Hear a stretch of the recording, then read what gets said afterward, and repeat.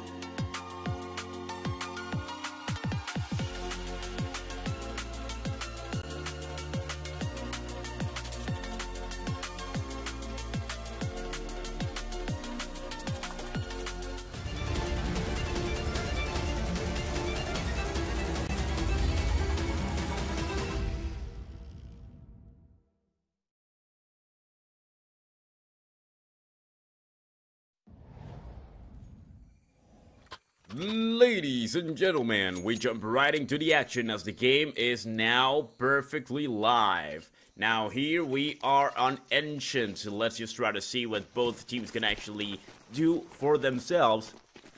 As now, Elevate starts on the CT side and Swinger starts jumping forward. Now watch out because they actually get jumped by the T's right here, dealing a lot of damage, but Ninjas actually deals a little bit of self-team damage, healing one of his teammates, and Seed on the other side is just able to get Dash from so far away. Now the Swinger squad has been pretty much decimated right here, as we only got 2 players left. We're trying to fight for mid control, but in the end, they just pretty much ended up giving it that way. Nice molly coming in. Diosera is going to go down, but of course on the other side, Diosera at least gets 1 kill for himself. Now we got a little bit of a duel right here, which Mulby comes out of, but not unscathed. Down to 17 HP, and he's down to a 1v3. Seems pretty undoable up to this point, so we can already tell that Elevate is having a good time on the CT side. They know exactly what they're doing. And that push coming on with a whole force, fighting for the T's on mid. That was really, really well played. Now, of course, Malby begins the rotation, trying to go for A side. At least try to get that bomb planted for a little bit of money. But, of course, he's going to find Freak on the other side, getting that shot from so far away with the USPS. That is going to be the first round for Elevate. Just like that, things ended a little bit too quickly and too bloody for the Swingers.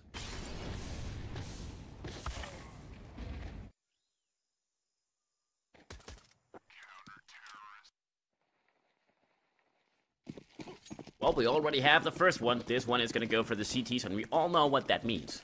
Of course, this pretty much translates to a free second round, as the enemy is going to have no weapons at all. They opt for an eco rather than a force, as they should. And of course, we actually have 2 M4s pretty much at the beginning of the game. That's really, really nice. Diosera is going to back that one as well. CD. Alright, Molly to actually stop the enemy on their tracks, and the MP9 is going to deal a lot of damage. 1 kill comes in. Melby is going to be the one claiming that one for himself, but of course, the whole team just gets decimated by the MP9s, as they should as well. No armor, nothing to defend with. Well, that's how it goes. Now, Lash, of course, is going to be able to afford something a little bit better. We have another M4 added to the firepower of the Elevate squad as well. Things could start to get different, though. Swingers now have the AK-47s.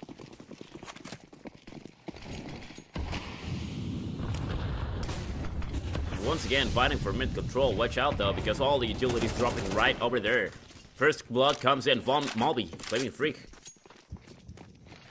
Just like that, the T's have dealt damage, and they begin the rotation to the A side, as it's pretty much already won by them. There's 1 player in there. Just need to get that bomb planted as soon as possible. With the boost, they know there's a player there. Of course, Ninjas is going to do what a ninja does. Trying to catch the enemy off guard. Just around the corner. The bomb just got planted, and timer cut short for the CTs. On a retake situation where there's 4 players live. It is kind of doable. They still pack a little bit of utility as well, but as the bomb timer actually starts ticking down, the CTs just decide to retreat and have a better shot on the next one instead.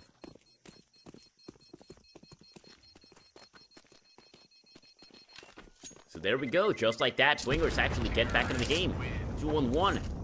Do not allow the enemy to actually choke them any longer.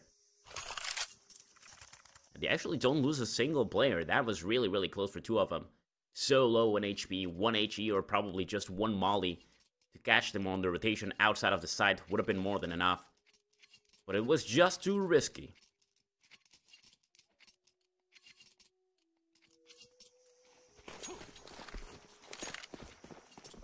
Jumping now into round number 4. Of course, we know that CTs, I mean, it's not an easy side. It's really expensive. They definitely didn't want to lose everything they got. Look at that, because they're catching Ninja on the rotation. Punter takes a kill against Freak. In this case, right on his head. Just like that, things are pretty much balanced once again. 4-4. Lash, first line of defense, actually takes one down. In this case, bit of base right on sight. T's pretty much already inside, but watch out because the other is right there. Woo. Malby getting that headshot with the AK-47. Now the bomb's gonna get planted. There's 3 players. Who's gonna get that one? That's gonna be Seed, of course. And right through the smoke, actually just around Punter. Almost loses his life. Forced out of the position with the nade.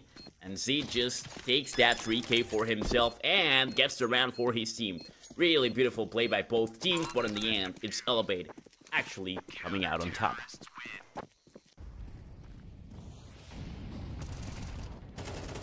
That was a beautiful first kill coming in. Just pretty much allowing the CTs to start attacking the T's in that position without being ganked or flanked at all. But also, I mean, Swingers do give quite a heavy blow to the Elevate squad as well, dealing a lot of damage. And they get that money plant for themselves too. That's gonna allow them to actually buy the AK-47s once again. Pushing aggressively, really well played by Hunter, but the spray was not the best, but still, Dish was right there to help out. They take down 2 players, Freak, and the others are out of the equation already. Short finds Bunker. Look at this, Swinger's pretty much dominating on the T side. 1, 2, and 3 might just come out at the last moment. See, this is the last player alive. The bomb has been planted on B side. And he's got nowhere to go. There's one player still just waiting for him. On A. And there we go. Really, really well done. These guys know exactly what they're doing on Ancient. There's a reason why they picked this map, it seems.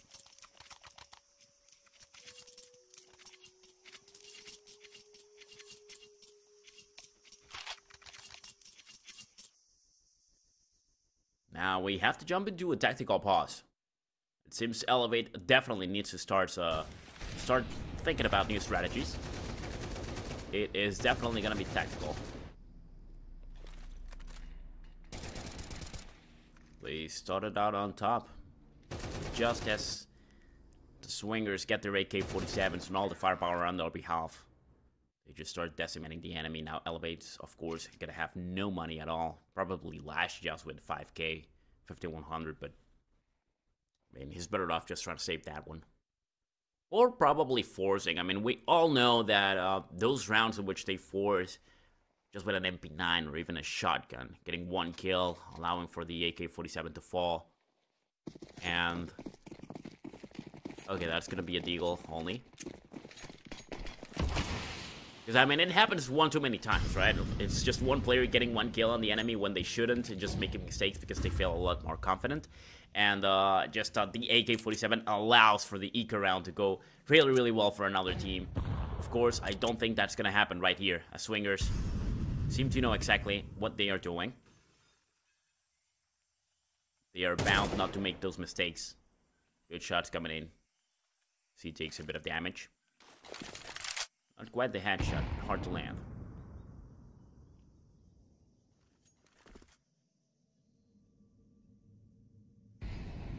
Still got plenty of time. The turret is forced. They are the ones who need to set up the base of what's going to happen on the ramp. There we go, Mobby takes 1 second. Okay, Lash actually takes out Hunter. That is unexpected. It's the power of the deagle. The bomb at least was planted on B side. Back on the defense. He's gonna find 1. And the second as well. Flash is not gonna stop him.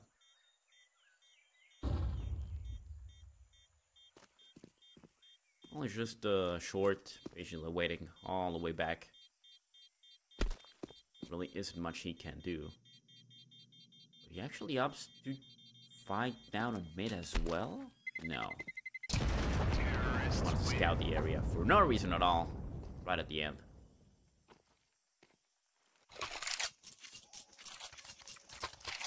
Well, it's just as we can expect an eco round to go.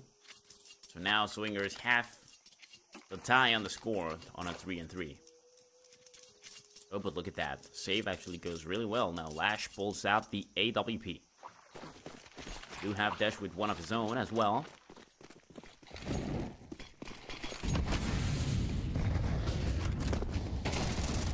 Alright, nice stuff. Diosera with the boost. A lot of help coming in from Freak, and they take down Punter.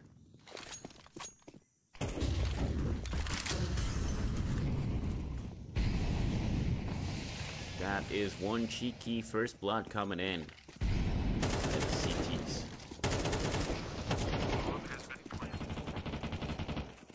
That's not gonna stop the turret from planting the bomb. Watch out, because yep, Dash is right there with the AWP, and oh, he just tries to fight that one for no reason.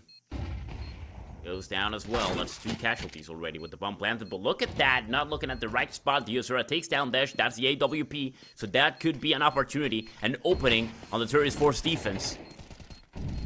Lash has his AWP as well, but he just decides to retreat. Look at that. Ninja misses the shot, and he is the one retaliating with the AWP, getting that kill for himself. There is no time anymore for the bomb. No opportunity to get that defuse, but at least that last kill and surviving Lash with the AWP was huge for themselves.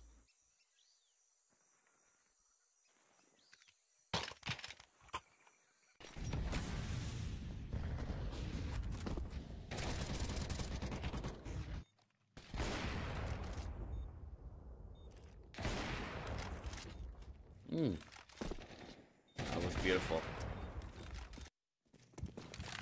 Alright, well, everybody, but in this case, just letting you know that I am not gonna be alone today casting for you. Of course, I am right here sharing the microphone with my good old friend Roy. How are you doing, my man? Better right now that I get to actually enjoy some good old CS. I mean, thank you so much for your patience, and apologies about that. But without further ado, let's continue on getting things going here. Swingers holding the lead currently, not really by too much. So that means plenty of opportunities here for Elevate to do their thing. Of course, this players that we've known about for quite a while already, so it's not like we're gonna find ourselves in a big of surprise if tables are indeed turned completely around. Let's see what happens though, as we have plenty of a match to still go. Oh, look at that. Dash is doing wonders right now with the AWP. Beautiful shot. I can't see now. He, goes down as Lash is one winning that deal. Having a little bit of an upper hand. The enemy was looking on the other side. Definitely not expecting Lash and AWP to be on that spot.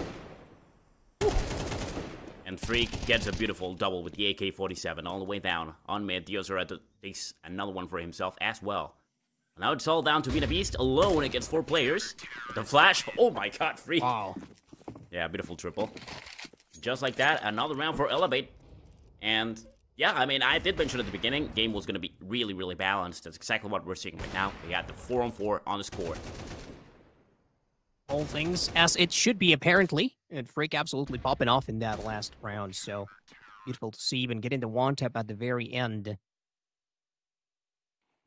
From what I can gather right now, I mean, only Short having a little bit of a slower time rather than the rest of Elevate, but for the most part, working as intended right here.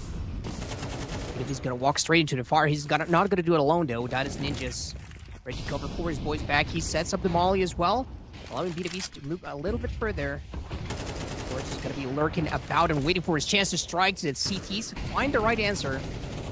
So beautifully here, they could be stopping this type of approach coming in from Swingers, so I mean, not even a bomb plant whatsoever. No answers here. Everybody just getting beamed out of existence. Good job, Freak right now is getting back on track. Got 7 kills already. Now it's all down to Punter with the Galil and pretty much surrounded. Tough spot for him. They're pretty much waiting patiently to make a move. Actually finds one around the corner. Goes down. Short was right there for the pincer attack. But really good try, actually. Good reaction. As he at least hurts the economy a little bit of the enemy he just killed. None other than Diozera.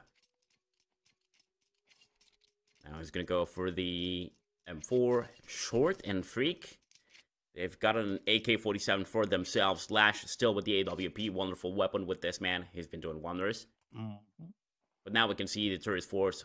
I mean, they don't really have any money at all. So Swingers, they call for a tactical pause. And, well, I mean, let's see what they can do with that money. And better be ready to bring, to be cooking up a storm, you know what I'm saying? So Elevate here.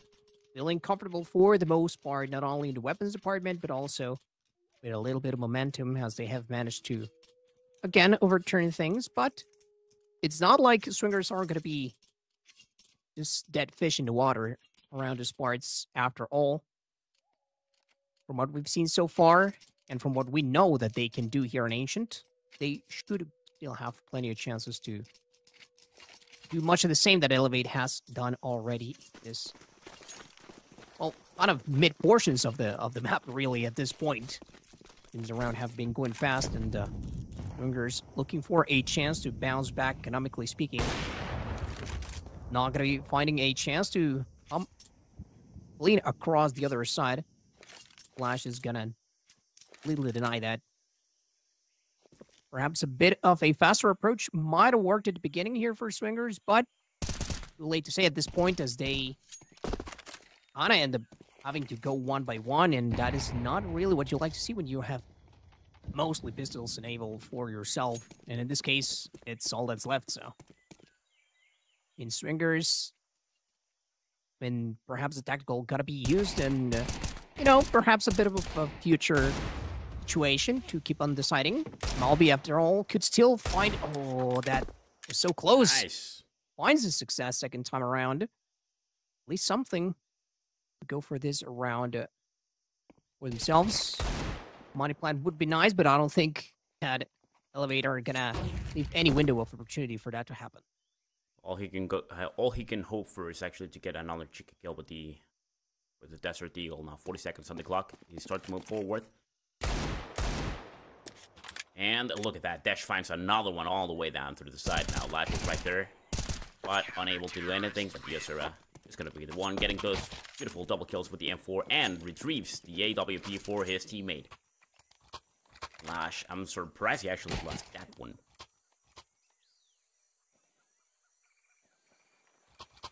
Now, well, the thing about the score is that Elevate is finally just finding a little bit of an advantage. 6 and 4 on the score.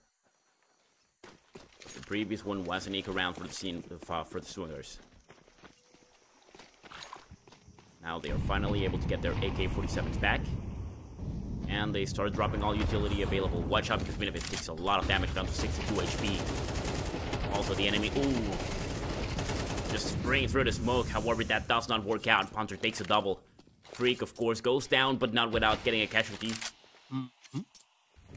Just like that, 2 players are down. But the Swingers, 2 of them are really low as well. Minovis already out of the equation. With plenty of time for the T's to take a decision. Plenty of time indeed. About to come into contact here, Short.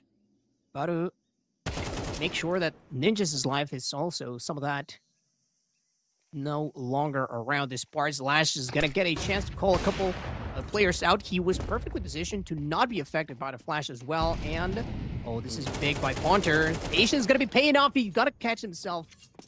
A nice double prize coming in from it. So, yet again, another swing in the round that perhaps Elevate were not counting on. Even in spite of Lash's good positioning, you've got to check those corners. And, oh my god, no way Lash just managed to do that.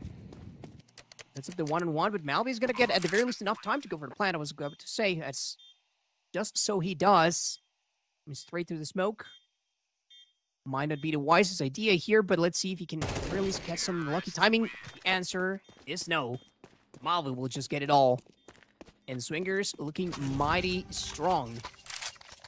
As it seems like in spite of a couple of their players, quote-unquote, underperforming, of course, Benavis, we've seen he's just constantly trying to break the enemy lines, so it is to be expected that his, you know, his performance does not on paper look spectacular. However, you can tell by the positioning and just by that little bit of extra patience in some of the plays that the Swingers are bringing to the table that they are very well acquainted with Ancient. So, action continues at the tail end of our first half. Couple casualties already fallen in this case, 1 for each team. Diozera is the one going down. That is a huge kill, honestly.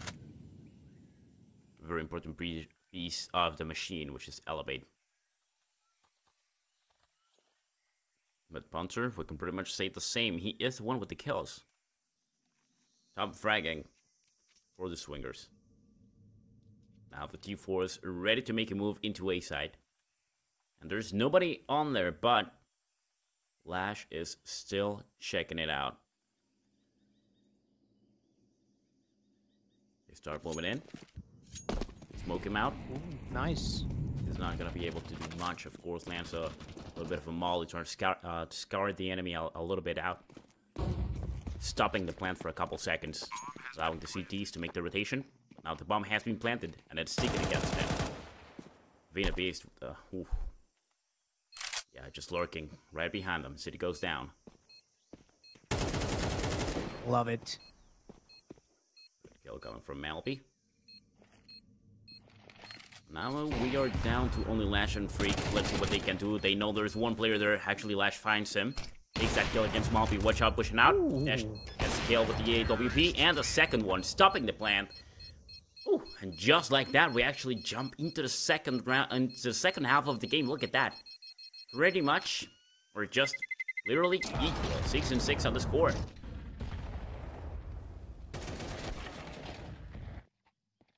And of course, we are expecting Swingers to show some of that same excellence on their CT side, but let's see about how Elevate decide to play this one. We definitely, I think, saw a bit more comfort out of Swingers once they were able to actually get the ball rolling for themselves, and sometimes patience played a great role in their success. Of course, Pistol's a bit of a different beast here, but further down the line, I'm really going to see that same calculated play out of Swingers come into fruition. Right now, they're stacking B highly. However, all the pressure coming in from the Donut side, and A is about to be invaded. However, here comes the cavalry for a bit of an answer. Freak does manage to find first blood. That is so important. Sede gotta have his hands full right here, and he not only has them full, but seems like it's blood what he had in his hands. And the rest of the CTs, they not do much either. Beautiful round out of Elevate, and it seems like, well, they feel right at home on T. I think you're completely right about that. It seems that both teams actually know what they're doing. On the T side, Elevate actually claims the first round of the second half for themselves. We all know what that means. They're going to jump with the firepower. AK-47 Scalils, MAC-10 in the hands of Short. And, well, this is going to go costly for the Swingers. Malby is the only one buying, in this case, an MP9. But we have mentioned how Ancient is a really good map for the MP9, as he can actually just hide around the corner, get a kill, grab the enemy's weapon instead. He needs to play it safe, though.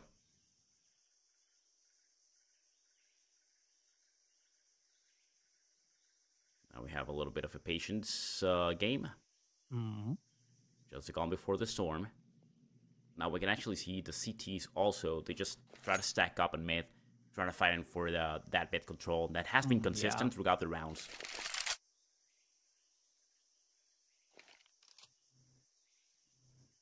But this is not good for Malby. He could actually go down. He shouldn't be playing with the MP9 on that spot. Swingers wanting to put their firepower up front. Let's see how that pays off, if at all, of course, as this is Nicky. A bit of a rotation for the deep portion of the map here for Elevate. And of course, they do have the luxury of utility, so, and firepower as well. Maybe that allows them to advance a bit more freely. Malby does put that MP9 to use, though. The beast ends up biting dust, and oh, Malby, though, not without causing all sorts of headaches here for the side of the T's. Elevate now find themselves down to their last man. Lash immediately expecting the push to be coming from the other side, but ain't nobody by ramp. However, on the other side of the house, oh, gets that up, though. Nate, let's see if it does it. No, not quite. Okay, just one shot is all it takes right now. Yep. We got a duel between Dash and Lash. The whole enemy team was pretty much annihilated by the MP9, but no weapon has been grabbed. He's got the MP9. He can do it. Come on. Doesn't really know exactly where the enemy is, and Lash just played perfectly. I mean, he did nothing at all, and sometimes that's all it takes. He actually just plays with the enemy's mind, and the bomb actually blows off. No trying to scout, no trying to follow him. Well, that was really good by Malby with the MP9, but in the end, Dash just gets a little bit short on those kills with the Deagle, and also just running around the pillar is definitely not something you should do if you don't see the enemy. Like, of course, you should have heard his footsteps if he was running around with you. So he was just very nervous, I can tell. Yeah, it's probably just that. Probably he just got a little bit too nervous and didn't know exactly how to clutch that out. True. It was close. It was close, regardless. And they hurt the economy for Elevate, that's for sure. Bit of a hasty pace, I have to say. Not what I was expecting from Swingers. Because, I mean, it's not like they could afford to completely turtle up at the end of the day, because they just didn't have the right funds for it, you know? So they were always going to get a bit more close and personal. However, I can totally see that slight bit of nervous that you are talking about, you know, coming into the very last second. And I mean, Lash, of course, played that one as well as he could have, knowing that he's very unlikely to get scouted out by any sort of utility, that the enemy has to close in the distance, that the bomb is already planted, so all of the pressure on the other side. But I mean, you cannot allow that, even if it's a difficult situation, you cannot allow that to get to your head. First pick, though, gotta belong to the Swinger side.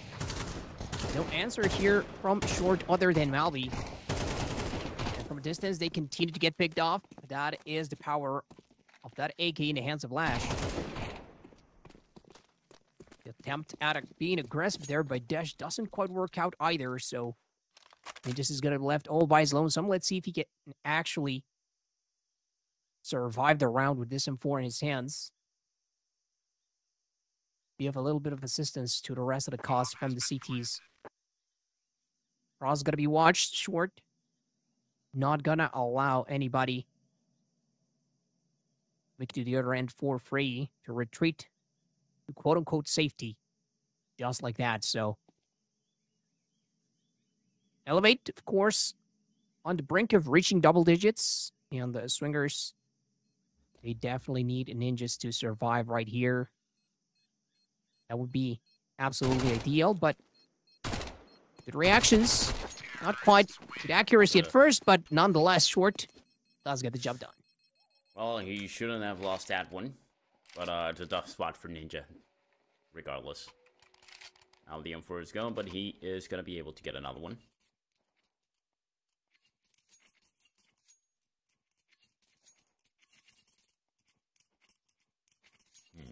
We got the magic number on the score.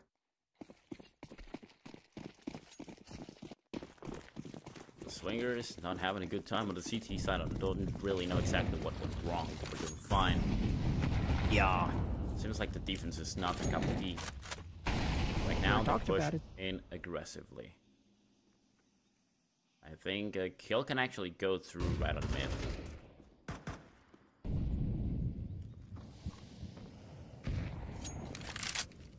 Once the smoke dissipation comes in. There it is. Nice. Yosera flaming the enemy's head beautifully though. Ninja on the other side takes down Yosera, however. Look at that, they actually lurk around him. Now the hunter has begun hunted. Short. Kill against Ninja. Pushes forward again. Ooh, beautiful shot from Dash, landing. I gotta see the Lash is right there to actually fight back. Takes him down to refrag. Oh, man. Just barely reaching Malvi, and just like that is more than enough. Watch out, though, because Vietnamese is just about to wake up. He actually takes a beautiful double. Is really down on HP, but Freak is going to be the one getting that kill in the end. That was really close by Bina. I really thought he had woken up. Oh, my God. That was almost too close for comfort right there. Vietnamese was absolutely waking up. I mean, in spite of what was looking to be a good start here, I mean, Swingers managed to even things out. But the T's are able to take advantage of their timings, of their numbers as well. And a little bit of patience by the end. And just that bit of luck to go along with it. The round gonna belong to the side of Elevate. Oh, the catch right here. Gonna be a trade, though. Not what we were expecting. We're gonna be completely aware that he was absolutely surrounded. Nice shots all the way throughout, but especially that one from Lash. I mean, not leaving any room for doubt here. about who is in command of the match right now. Bomb has been planted. And Dash has been put on the spotlight. 4 players alive. There's not really anything he can do. Only holding a pistol. He could try to go for a weapon, but of course the enemy is definitely going to be able to just put players right there, making sure. Oh, yeah. If he goes for one, he's going to go down. Players want him. Molly goes for the other corner. The bomb is going to blow up, and in the end, it seems like Dash is going to survive if he just holds still. And there we go. He actually makes it through.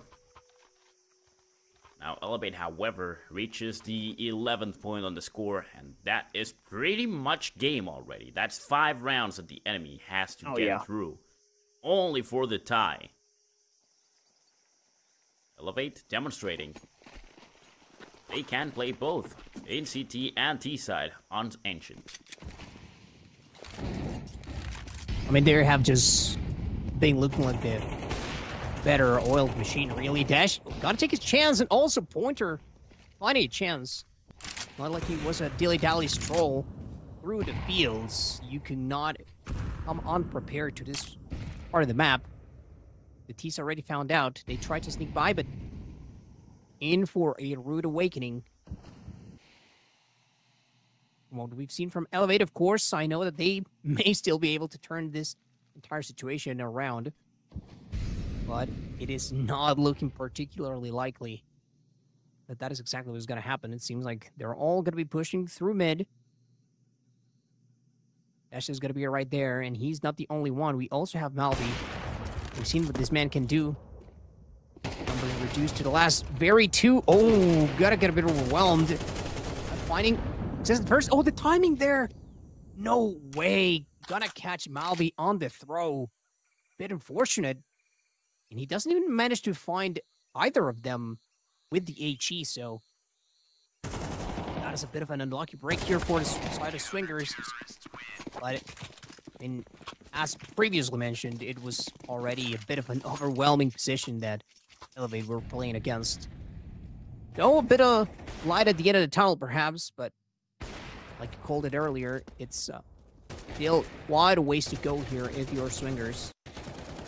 In the hopes and dreams for the playoffs maybe getting a little bit cut short, or I guess their chances are going to have to wait around for another time if Elevate managed to get this one.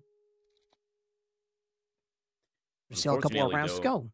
For some reason, the Swingers actually don't opt to pick up the AWP from the floor. So, it seems they actually prefer the AK-47. It wasn't really working for them, though, so maybe that's exactly the train of thought that the Swingers went for. Or maybe that little tactical pause was actually just to scald them for losing it for no reason.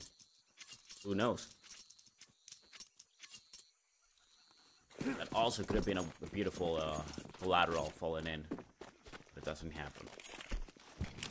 It's just a little bit too much. Now we push forward into round number 19. Swingers still in the game. They do not want to give up. And Ponter might actually get the first one right here, but watch out because the user is going to push forward. Takes down Ponter and on the other point, takes down Malvi. Swingers operating just a little bit too aggressive for being on the CT side, and it's going costly for them. Yeah, I mean, players now they push forward, and with that freak, survives with only 18 HP. What a beautiful round this has been so far from Elevate. What an answer. Every single time they get a chance, they just take it. They are not playing around. This may be a game, but no. No, brother, they are not playing around whatsoever. Pure effectiveness that we've seen out of these guys. Control this momentum. Oh, okay, short. Not quite fumbling back right there, but I think that he could have got himself a bit of a nicer price. This gives B2B's a bit of a chance at the very least, too. Get a little something extra out of this round. Though it is on the count already for Elevate, if we are being honest, it has been for quite a while. Those smokes at the beginning, just a smart precaution that they took to be able to push forward from mid, and then Diosera enabling them. He was not the only one right there. Sele also with the coverage, as he does manage to come all the way across from the right lane to zero in on whoever might have been trying to get aggressive, and it works out like a charm. If they've done anything better, it's definitely playing to their strengths and their advantages in a very good manner. I mean, every single step of the way. Once they get a chance, they just don't let it go. Being a beast for some reason at the last moment of the round, he actually becomes a beast himself. Makes some really good kills, but the problem is he needs to be doing that when it matters, not at the end of the round when you already lost it. First blood comes in, Dash takes that one with the AWP on the other side. Seed takes one down, but Benavides answers with one of his own, taking him down with the refract. Look at that on a B side, we already have the T's pushing forward. So a couple of kills fall in as well. Now be careful, we got the AWP in the hands of Dash coming in forward. Short is gonna be the line of defense, 2 points. Misses the shot, Smallby gets that kill. Lash trying to defend. Both players on a duel with 22 and 11 HP respectively. The bomb has been planted. And Lash moves back. He knows that the enemy has an AWP. Has a flash of his own. Dash has a smoke. Let's see how this actually resolves. This is the last chance. Oh, wow. That was a little bit anticlimactic, to be honest. Elevate takes the kill through the smoke, randomly just landing against the enemy's head, and they get the 13 points. So that is gonna be the first one for Elevate. I was expecting a little bit more of a Wild West duel or something like that. I don't know, but still, hey, I mean, Elevate gets the kill, gets the win, and just like that, get the advantage on the global scoreboard. Now we are just gonna have to wait a little bit longer and jump into Dust 2. Oh yeah, I mean, a bit of an anticlimactic ending, perhaps, but it was already a tough decision to be dealing with. So, I mean, doing what they could, the Swingers, they at the very least try to go down, putting up a fight, but it was looking like Elevate's game, to say the least. And let me tell you, I mean, of course, Eventune already told you about this, guys, but Dust 2 is not exactly a poor map either for Elevate, so it is not like it's going to get any easier here for the Swingers. However, I do think that we saw some signs of light. If a couple of the players are able to, you know, kind of kick it up a notch, you know, start going at the same speed as the rest of the team, I think that there's definitely a chance here for Swingers to catch up and for us to see a decider map, which of course would be ideal. Yeah, well, Dust 2 is, once again, as I usually say it, right? It's a little bit of a red flag, to be honest. Whichever team picks Dust 2, sometimes it just happens to be that they don't really feel confident, that they have to go for a comfort pick in which they know that their individual skill is going to help them out, because they don't really know how to play as a team. It usually happens. That's why I say it, right? But yeah, maybe, who knows? I mean, maybe they actually do have something down hidden on their sleeve, and just like that, they are going to be able to come back in the game on Dust 2. Who knows? However, of course, just getting ahead of myself, I say that right now we should probably just go for a little break. Maybe just go, grab a little soda, something to drink once again, just refill those popcorn, and we are going to be just right back.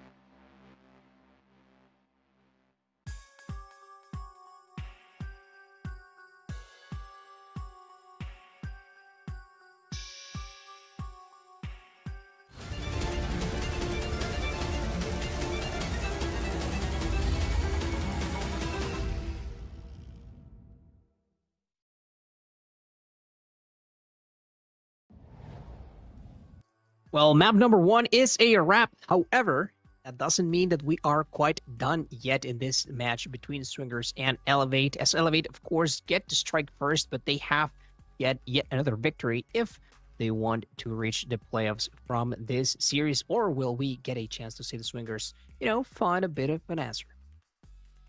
Yeah, well, that was definitely an interesting match, going really, really well for one of the teams, definitely, in this case, for Elevate. Now, the problem is that that is going to add a little bit of pressure on the shoulders of the Swingers, and we jump into Dust 2, which, like I said, it's a red flag for anyone that wasn't right here, but now that we actually see Elevate actually winning against the enemy's pick on Ancient on a 7-13, doing a much better job, and we jump into Dust 2, then this just lets me know that maybe they actually are one of those teams which do have something planned for Dust 2 rather than just going in as a comfort pick. So it is very possible that Elevate will be able to get the 2-0 just based, of course, on the performance. Now, also, the thing is that this is not really the best map for Swingers. Elevate also has a much better advantage right there with a 73% win rate on 11 maps. That is a lot. So I think that we might be seeing a 2-0 for this one, so we might not really be seeing any nuke at all for today. But of course, just getting ahead of myself, maybe, who knows, the Beast will actually wake up and allow Swingers to do something a little bit better once that we jump into a map that they all should know, right? Oh yeah, I mean, absolutely. It's perhaps not only a matter of having a plan around here, but also about or how that chemistry is running for today. So I'm very interested in seeing what Elevate bring to the table this time around, but particularly Swingers, as we were talking about how a couple of players not really having the best of starts. Particularly, I do believe it was Ninjas and Beta Beast that were a little bit slower at the beginning, but as the rounds progress, they continue to ramp up the intensity. Particularly, again, Beta Beast from those players. Managed to get a lot more, and so that could be the secret sauce that the Swingers need. But it seems like we're gonna have to wait just a tad bit longer for our second map to start. So we're gonna call it for a break, but we'll see you guys as soon as we have the action.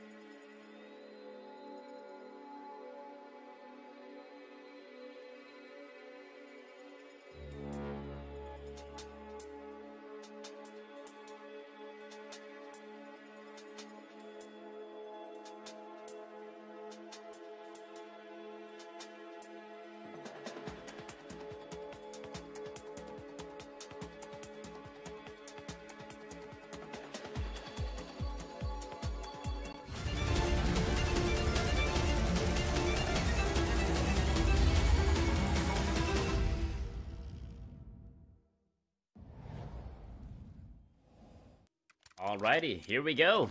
Jumping right into the action. Welcome back, everybody. Ladies and gentlemen. Now, as we saw the Swinger squad not doing that good on their pick, we jump into enemy territory. And now Elevate starting on the T side. Well, they have the opportunity to come out on top at a 2-0. Or are we gonna be jumping into a decider? That is gonna come next. Right now, let's just focus on the action as it's just about to develop on 8 doors.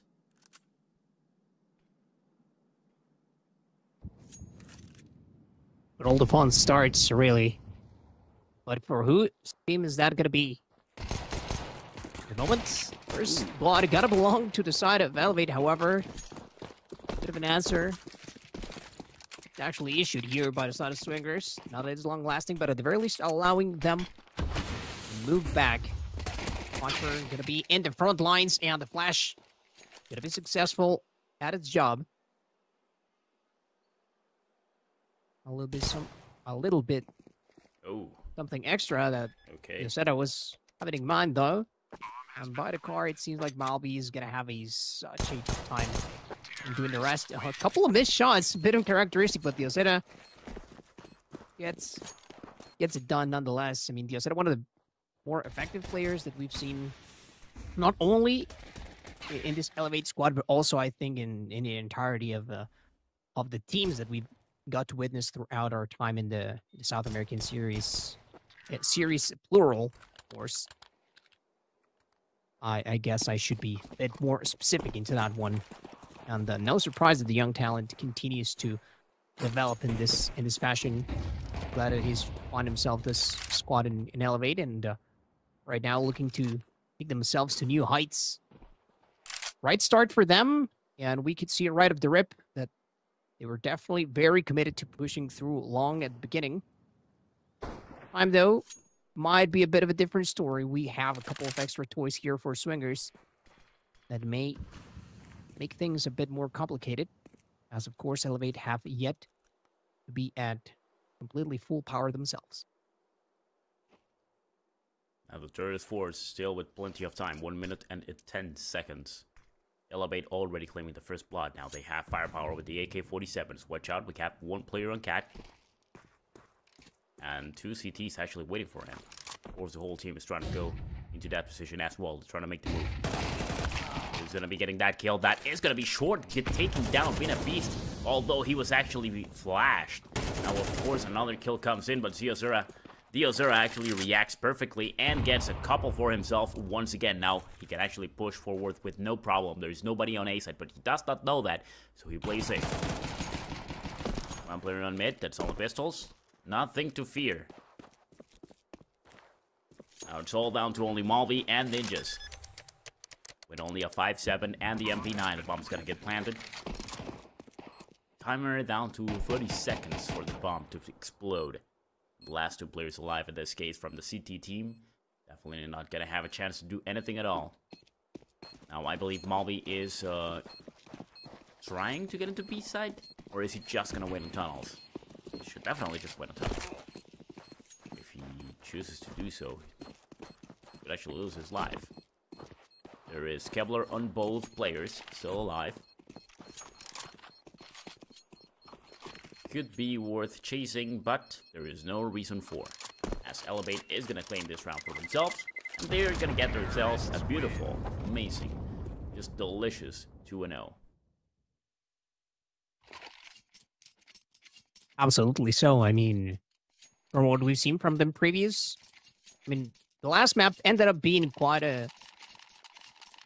dominant by the end in the favor of Elevate. Once we swapped sides, it was all Elevate all the way throughout, which perhaps is a bit counterintuitive given the fact that they were playing CT at the time, but we've seen how efficient the boys in yellow can be with their aggression here. Talking about aggression, though, Swingers going to be banking on some of that, closing in the distance right of the rep. Smoke has to prevent the flood gates to be opened quite yet. Probably we'd seen put in copious amounts of work throughout this encounter between Swingers and Elevate with that MP9, so If that can be yet another one of those cases, as this team kind of needs it right now. If they want to get anything done out of this round number 3. All is just starting to pop through. Just a slight bit of terrain being gained here by Elevate, but that pressure is about to be felt by the side of Swingers. One good move is all it takes. But one good flank would be all the answer that Swingers need. They don't really have any firepower. So of course, yeah, first line of defense right here. He takes the second one as well. Oh, just barely the third one, but Lash is right there to actually retaliate, so he does end up getting that kill. Oh. And right through the smoke short, definitely not expecting that. We're down to only one player alive. Just ninjas.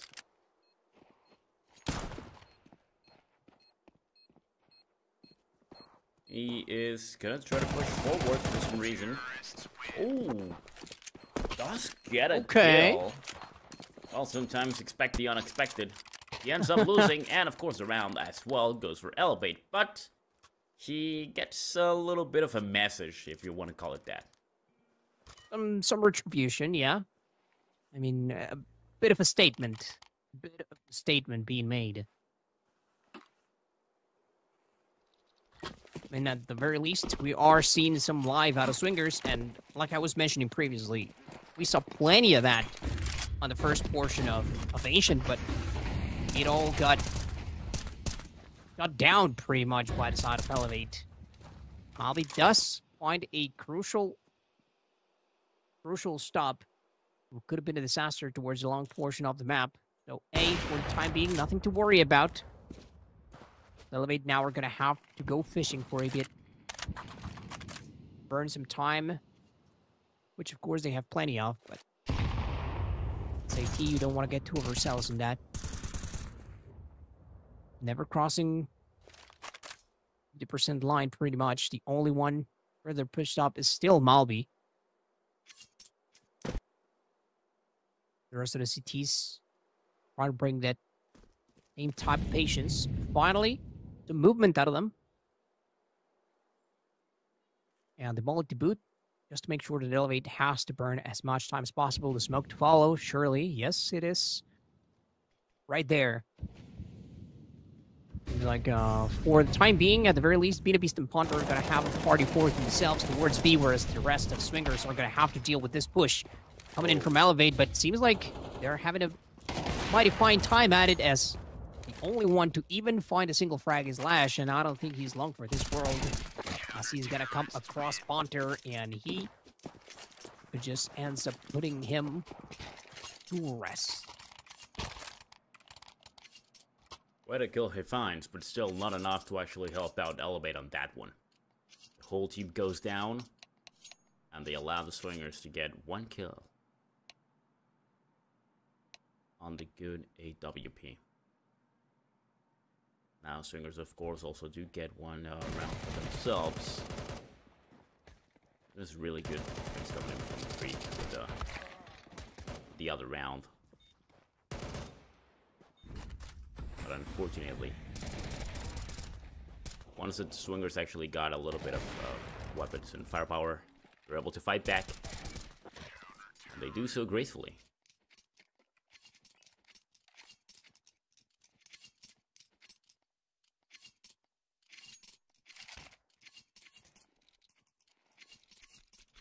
Everybody playing around with their knives. As we just wait a little bit longer, it seems like something has happened. But now, look at that. Dash has the AWP in hand, while Elevate, they don't really have much to fight back with. Gonna try to force. We got Freak. Okay, look at that. Short with an AWP. Diozera and Freak with the AK-47. Meanwhile, Seed just holds the Tech 9 and Blash a Galil. Not the best scenario for Elevate, but still, things could happen. Just one good kill with the Tech 9 is all it takes. We all know it's deadly, regardless. But I'm a little bit more interested about the AWP duel. I'm pretty sure they're just gonna place themselves right there. Gonna get a kill. Yep. Oh. There we go. Yeah, CTs have a little bit of advantage when holding the AWP, so... Oh, gonna get a second one on the rotation here. Careful, Freak.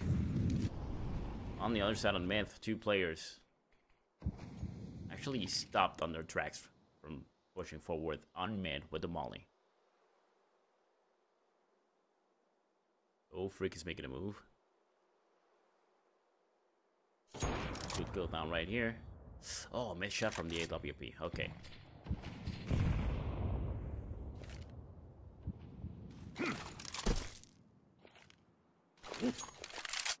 comes double smoke. Here comes utility. Making sure that nobody's gonna stop them. There we go. The Osra takes one. But of course, Beast, all he needs to know is shoot through the doors. And he was gonna find somebody right there. So gets that kill. Down to 1 HP only. But he can still get one. There we go. Freak, of course, retaliates, gets that kill against Beast, and adding a little bit of salt to the injury. Some teabagging as well. Extra sauce being added right here. Looks like this round was not meant for the CTs, for the T, sorry.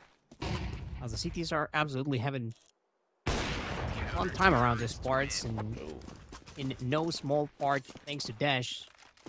He opens up the round in quite a fantastic way for himself.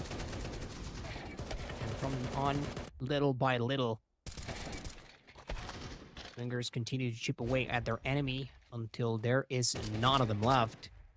Always playing to their numerical advantage. And finally, continuing on that same trend, so as to not look to be too far away from the enemy. Dash does find a way to tag up the enemy, but not only that, he's gonna find a whole life, but Diosera, oh my god. Okay. That's what I was expecting to see from him. Not with the deagle, but with the higher weapons, but still pretty good. That is 1 kill. That might actually allow something to happen. This is kind of an eco round. Just forcing again from Elevate.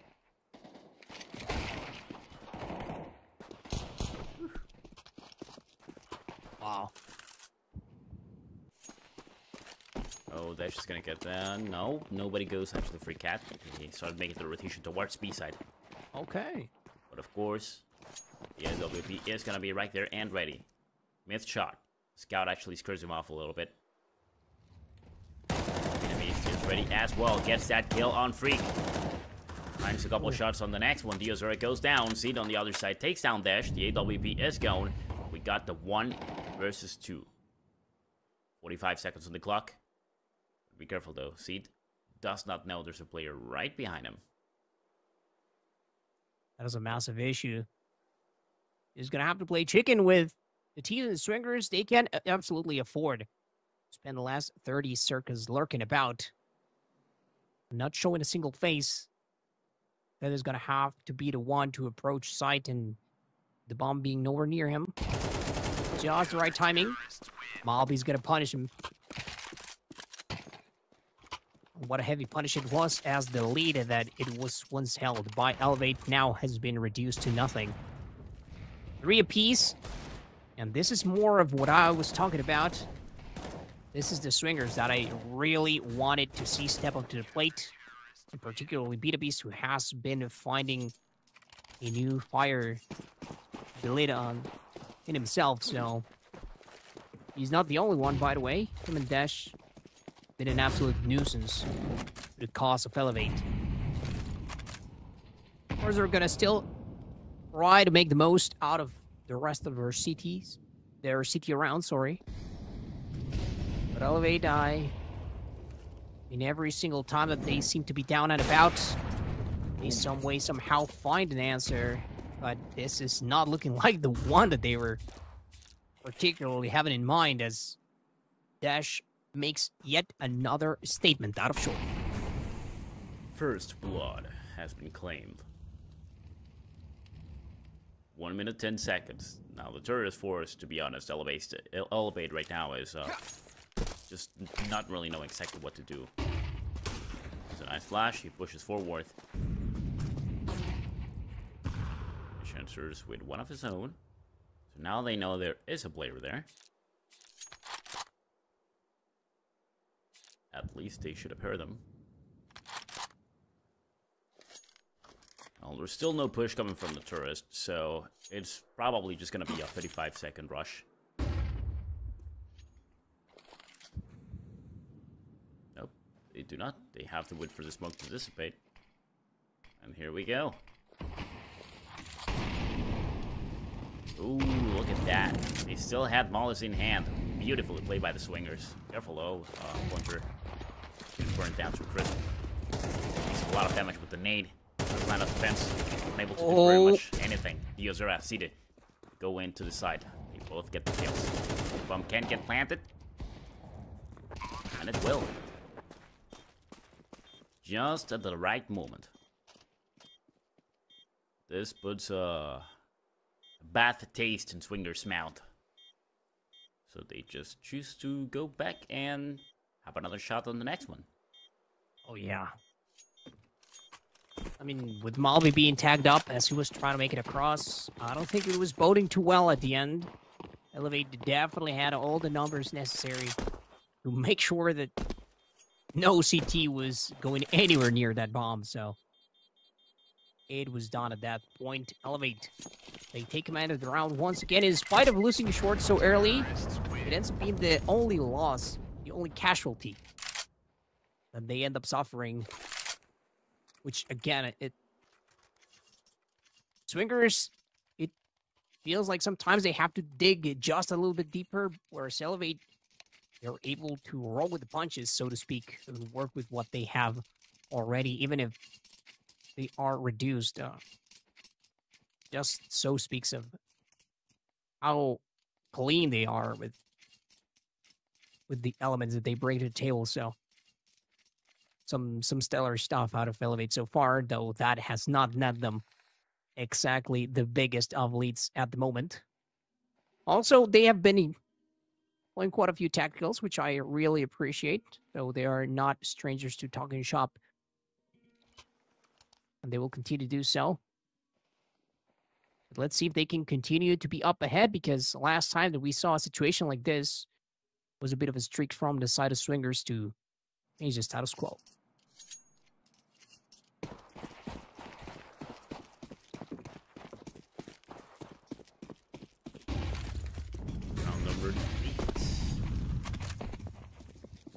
Already with just a little bit of utility, more than enough to actually push Swingers back out of that position.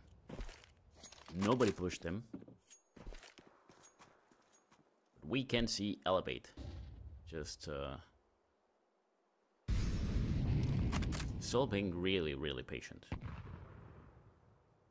The thing is, the Swingers were playing really aggressive on the previous map. Right now it seems like they're learned from their mistakes, or perhaps not.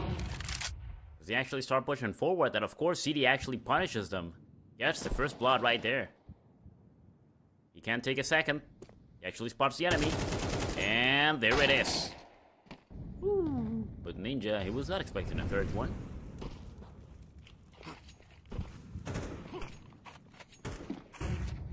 Now, however, that does give Elevate a numerical advantage, which is not only for the player that is missing, but also there is one player left on B side, which just puts things on a 2v4 on A. Of course, they are gonna take that advantage. They're out of there. Get that bomb planted. And Swingers, they don't want to be throwing themselves on their opponent's weapons quite as eagerly as they might have felt in Ancient. So, while I appreciate the cautious approach, and after all, a bit of a wiser move, just given their economical standing right now. But you cannot save your way to victory, so Swingers at some point are going to have to find an answer, and that is going to have to be in the lead. In quantity. But as of right now, Elevate working on, at the very least, getting themselves at that percent line for the round count. And not like they're going to be feeling... We've seen anything from Elevate. I don't think they're going to be feeling discontent with that amount of rounds. But up to their enemies to see if that is going to be the case. So, cautious play from Swingers. Let's see how they use the tools that they were able to save for their remaining efforts, or at the very least, for this particular round number 9. Of course, about to perhaps start in a bit of a different way. We've seen Dash win quite a few of those up duels, also catching short on the move really often. So, I mean, it's not like they are strangers to be playing with numerical advantages. It's just that Elevate has been able to not only turn that situation around when it has mattered most, but also in certain instances just work better with the lead that they are given. So, Deep Swingers can take a page out of their...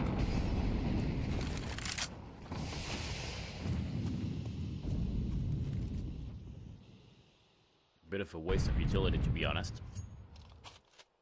Doesn't really do anything at all. 3 players scouting around mid. One of them watching their backs. Careful. Oh, Ninja. Still looking through. Actually heard the flash. Drops the smoke instead. Pushes back and relocates. 2 players making their way through mid. 3 of them now. Slash is coming in. 1 minute clock, and there we go. We have been spotted. A few shots landing. Bit of music unable to retaliate. Let's go down. User gets the first kill. And almost second. Player on CT, but watch out, Hunter. Hiding on the smoke. Oh! It's an amazing double. On the other side, one of them goes down because of the need. We have a 2 versus 3, 2 versus 1, because Short takes down Punter on the spot. And now Dash with the AWP, is he gonna be able to do anything at all? Not recommended. Oh no. Pushes back. And is gonna allow the T's to get this round for themselves as well. That is gonna be the 3 and 6 on the score. Well, this AWP at the very least has managed to survive a couple of rounds already. Not that it has a bit of a perhaps bigger impact as Swingers might have liked, but there's still plenty of chance for them to change that. Elevate back. Well, not back in the driver's seat because they've been for a while now. But gone are those efforts from Swingers at trying to keep up at the same pace. Now they're trying to catch up. And that is a very different ballpark here. Nice from Dash. Killed the very last second. His eyes and ears open. Ain't nobody gonna be... You can stroll around there without being checked. And so Dash still vigilant. Gonna alleviate some of those issues, but problem is the rest of his team are not in the best of spots to keep up to his pace. Be the Beast wisely retreating after the molly just pretty much burns in his face. Dash though, it's flashed out. That is a beautiful answer, but still not gonna be denied. Only by his own aim, apparently. Fortunate situation for the boys in blue, and here come the terrorist forces who are looking to sweep through and make quick effort out of this round. Hunter, but only the 5-7 could do much, and he actually does. Wow. Good go, watch out for the flash. Teammate pushing with him. He chooses to go back into sight. Of course, the terrorist force is going to make the rotation.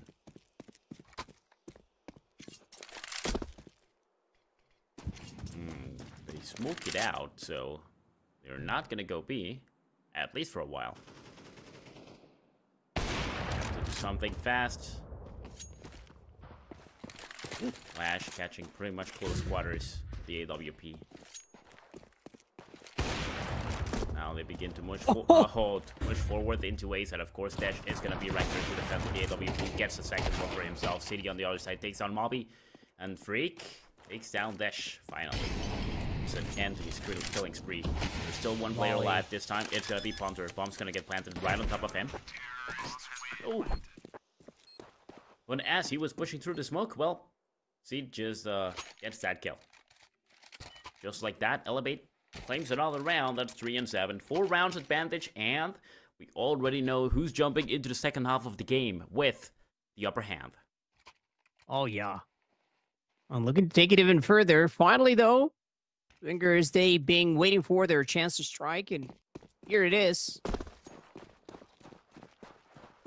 If this can be a bit better for themselves, 7-4. Gonna bring them some peace of mind, perhaps. Flash missing the first shot, but still expecting an aggressive approach. Not gonna be trying to let his presence be known beforehand. After all, I mean, there's already a pretty good idea of where he should be lurking about, but even in spite of all of that, mid control beautifully executed here by the side of Elevate. They do not let Swingers gain even a single inch, so both Ninjas and Bina Beast will have usually try to be the most aggressive portion of Swingers, and the biting the dust a bit earlier than expected.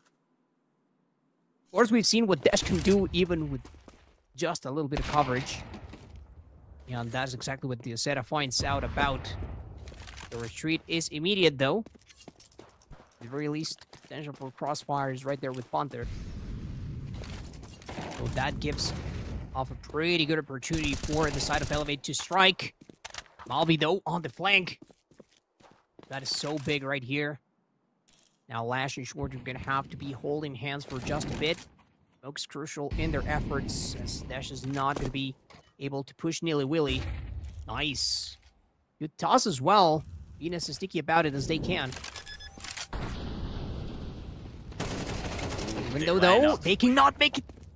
They cannot make it through, bro. George is right there. They just lined up for him, and they had not really much to do trying to go into sight. The bomb was just about to get planted as well, so I mean, it was a tough spot for themselves, definitely, but they could have just done something different. Yeah, that last approach just in tandem through the same spot. I don't know if that was ever meant to work. I mean, perhaps expecting a different coverage right there. Of course, if they had got the timing, it would have been beautifully done by them. Some mistakes are only contextual, you know, but in that context, definitely not the best of decisions there from Swingers. As now it could potentially be 9-3, and Elevate may just be putting final nail in the coffin right here. And with that, well, Swingers would have to fight a bit harder to make it into the playoffs, whereas Elevate seem to be cruising at the moment. Well, whether the shot was taken by the AK-47 or the AWP in the previous round, the enemy should know that the penetration on those weapons is just extremely strong. There's no reason to actually go like that. But right now, let's just hope that Swingers can actually do something different. They don't really have that much firepower, but they have 2 M4s and Ninja with the FAMAS. Should be enough to take a couple kills at least, allowing for the AK-47s to go down. Lash, however, that's a different story. T-side pushing forward on Cat. That's the whole team. Decoy being used on Goose. Flashes come in. Molly also dealing damage. Ninja has to get out of there. Of course, he is going to go down. Rick's going to be the one getting that kill. Molly on the other side takes down Short with a headshot. Deals her answers with a kill for himself. Molly goes down. AWP kind of misses. He does get that kill back, and look at that shot coming in from Dash also. At least one. Ooh. Well, that is just pretty much how the first half goes. Elevate gets the last round on a 9-3. Could this be the curse of the 9-3? I don't think so. It's a really, really good map for Elevate. They're doing wonders. They know how to play. And, I mean, they just completely dominate this instead of Swingers. I mean, They're they a little bit. Yeah, I mean, swingers are for sure. I mean, Elevate, couple of missteps along the way, but it's not like you're expected to ever play perfect, you know? I mean, of course, you can try to get as close as you possibly can, but it's just not feasible. But to say the least, Swingers have been having a tough time facing off versus this Elevate roster, and this could very well be their last few breaths. Laj's gonna come in first into contact. Freak, of course, ready for the coverage. Nobody makes it out of tunnels for free. It ends up being a trade, though. In Dash, we've seen such precision out of this man that I'm kind of surprised that it hasn't amounted to more. You said I'm missing quite a few crucial shots, but still managed to pick something up. Malby was trying to play guacamole right there. Dash, the last one alive, though. Oh, went too many shots, but jittery as it may have looked, still getting the job done. Oh, the long-range engagement right there. Pistols out and about. Both down for very last few health points. However, Freak maneuvers the situation just a tad bit better. And, of course, Dash, if he... I mean, he definitely had a chance to claim that one for themselves, but it was not going to be through a plant, I'll tell you that much.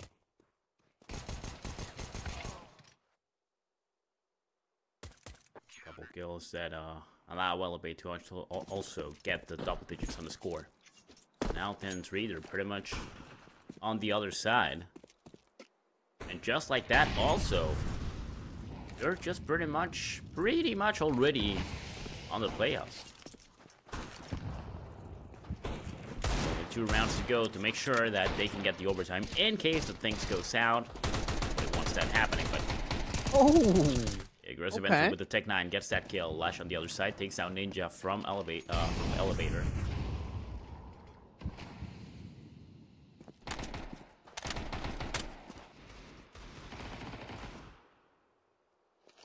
But now Freak is coming slowly, gets a kill on Punter, takes another kill, not quite. What is going on here? I thought he was gonna do more, but being a beast with the Deagle. Man, this man is weird. Like, he's so inconsistent. Sometimes he can actually pull off the 4Ks, 3Ks beautifully done. And sometimes, I mean, he's just unable to even land a single shot on the enemy. Oh, wow. Oh, brother, that one has to hurt. Well, it seemed like Swingers had a chance, but that kill just puts everything down a drain. Dash just pretty much team killed. Yeah, no, I mean, not pretty much, just team killed, literally. With the scout. Oh, on the back of the neck. So just disarray. Like that. Elevate gets chaos. Scandal. I mean, that was tragic, to say the least. Yeah, the whole game for Swingers has been tragic, to be honest. Yeah, a little bit. But they had a chance, bro. They definitely had a chance. I mean, if you were to only judge this sequence in a vacuum, up until this point, it was all going well for them. And look at that shot, bro. Like, it was right in the back, and he was right in front of him. He had more than enough time to actually think about just not squeezing the trigger. Yeah. Force of habit, perhaps. Bit of miscommunication, more than likely. I feel like they just aren't really good on Dust 2, and they can sense it themselves, having 1 point already against them also. Like, they just pretty much, on the back of their soul, like, all the way deep down in the heart, they know that they lost their chance. Elevate right now is way too advanced on the scoreboard, and maybe just the light of hope just flickered and vanished. Would be the case. Dash, who's been the single bastion of hope for Swingers, already getting pretty tagged up, by the way. Seems like Fort is going to find themselves a bit of action with that FAMAS. In due time, Flash is also going to get a chance to get some coverage going. It closes in the distance. Action finally ensuing here. But there's Fort there. Malby seems to always be finding himself, the necessary frag, even against all odds. Still, though, it's not like it's a clear-cut situation here for the side of Elevate. But, oh, Rosetta. He finds the right angle of approach. Gotta tag up the enemy, though. Oh, short. Narrowly manages to maneuver around the mass in hand and all, denying a chance for Swingers to try and climb out of the hole that they have dug for themselves, and the Elevate have definitely helped them to get there, to dig. Oh, bro. It's kind of like you said, that it sort of feels like curtains. I didn't really want to be a doomer about it, but I mean, it's very unlikely at this juncture. And not like Swingers. I mean, they don't even have a terrible score here on DOS 2. It's just that we've seen not only a couple of tough situations for them, unlucky ones even, but also, I mean, Elevate, we've seen them and they've been looking just pristine. Counter-Strike is a game in which miracles happen. We all know that comebacks are definitely possible. And also, I mean, I always like to keep myself just being confident and positive about what could happen, right? Like, let's just have more Counter-Strike. I mean, we're here to have fun after all. But yep. There's just some times in which you just know what's gonna happen, right? Like, it's pretty obvious that Elevate is completely dominating right here. Swingers is pretty much lost. They don't really know exactly what they're doing, and not a single one of their strategies is working out against Elevate. Also, I mean, Dust 2 is not quite... Oh my god, well, that's a triple kill for Ninja. Okay. That's it. Well, I was gonna say that Dust 2, I mean, it kind of gives a little bit of advantage to the CTs if you have the right weapons at the right spot. It all depends on what the enemy can do with their utility and how good they actually are knowing their spots in which you are going to be located. Yeah. Of course, also, the Tourist Force does have the upper hand in numbers, so whichever way they want to go, they're always going to find the enemy split up. So that's a bit of advantage for the Ts as well. But I mean, a good AWP is going to be able to just stop you on your tracks. A good Molly is actually going to be able to not only stop you, but maybe even kill you, force you out of a position in which they can land one beautiful shot as well. So Elevate right now knows that. I mean, they've been playing fine. And although they probably are going to give this round, to Swingers. Bombs just blown up. What? Wow, freak. He's a freak of nature, man. But yeah, well, this round does go for Swingers, but I mean, it's an 8th round advantage at this point. Elevate just knows that. They're going to be able to just save this one as well. Oh, they actually want to force it. Okay. It could still go their way. We've seen it happen. It might. I mean, we've seen what Yosera can do with a deagle in hand. And he's not the only one. Couple of scouts. Actually could make some sense out of this. Let's see, though. DT's don't get caught off guard by the Molly. Ooh. Oh, clean shot out of short. My goodness. Yep, that's exactly what I mean. Short, beautiful shot with the scout, getting the enemy's head right on as he was crossing. Beast on the other side takes down Freak, and we have a fight on A side actually. Okay. But we're gonna get a kill on Ninja.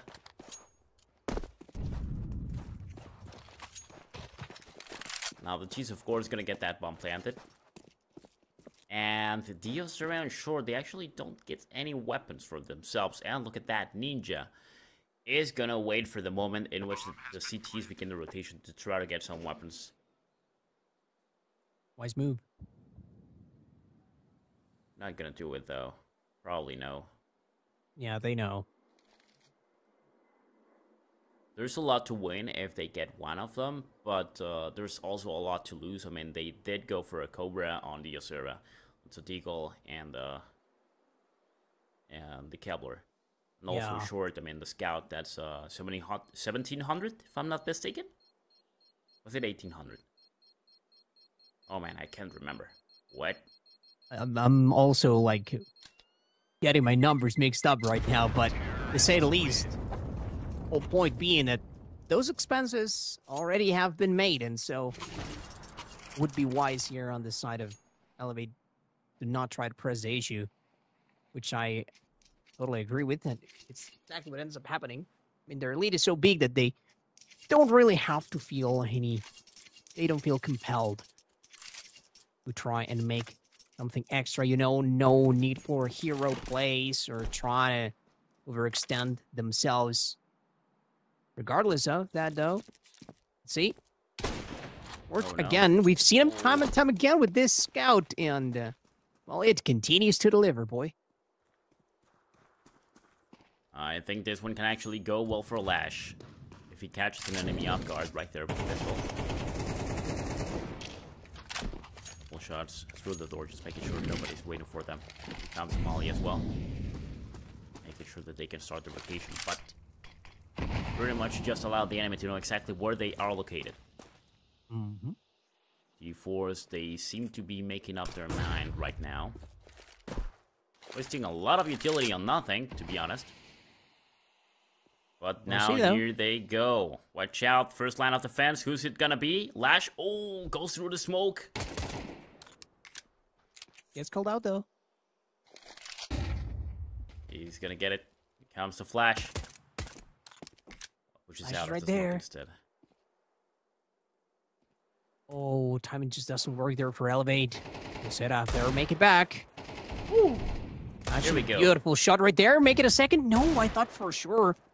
Oh, this time around, though, that is how it works. And down to their last two players, Malby and Panther. They're gonna be having a chance to plant, though. This chase was B? Question mark? It's perfectly doable. They got the AK-47s now. The numerical advantage. Just don't don't F it up. I was gonna say, of course they were gonna look for the window. Go through tunnels. Go through tunnels, boys. There's two players. They can't fight. They can't look at three positions at the same time. But still, the Osura goes in like a god, takes down the last two players, and just like that, Roy, it seems we have game. Oh, brother. It is done and dusted. No pun intended. Yes, Elevate do manage to find themselves victory here on Dust 2. And in what a fashion that they just managed to reach the playoffs. Massive congratulations to the side of Elevate. Perhaps to be expected, just given the statistics. But Swingers, I mean, they're going to have a time to rethink about some of their decisions. And I am sure that in due time, they will also be reaching the same heights that their opponents just did. It's just going to take them a little bit longer to get that done. I mean, something about Elevate, once they already get their engines going, man, they just never, ever look back. Even in spite of them having to take a couple of tough losses economically, I mean, they still deliver every single one of them. And so very, very well-deserved spot in the playoffs that they have punched for themselves. A great effort and a dominant one at that. Yeah, well, what a way to go. In the end, it was just an eco round. This guy's got ecoed, and also, I mean, the way that Osura just goes in with the AK-47, takes down the last two players alive by himself. That was just beautiful. Of course, there can only be one winner, and in this case, it turns out to be Elevate with a 2-0 on the score. We already know who is going to the next phase of the tournament. Swingers, well, not having a good time, to be honest. That is definitely going to cost them a lot. That is the first to lose for themselves, and they are not going to be able to go through. Elevate is the first one being decided to go right through. Oh, yeah. I mean, at the very least, Swingers looking better than Nitro and Valix, which are going to be a couple of the teams that are already eliminated. The rest, of them still trying to duke it out to find an even position for themselves to try and avoid elimination. Swingers trying to avoid that same evened out position. They just won the 3-1. They'll take it at this point. A couple of teams, of course, still are up for grabs on that second spot that goes in clean towards the playoffs, those being Dusty Roots and Tropa do VSM. So these guys are going to be duking it out, but that'll be at another time. As for right now, this match is done. So Elevate, again, massive congratulations to those guys. They played clean till the very end. I mean, even getting to close out with quite a bang, if I do say so myself. So excellent stuff. Anything that you might like to add before we close out for just the time being, because there's still more action to be coming our way, bud?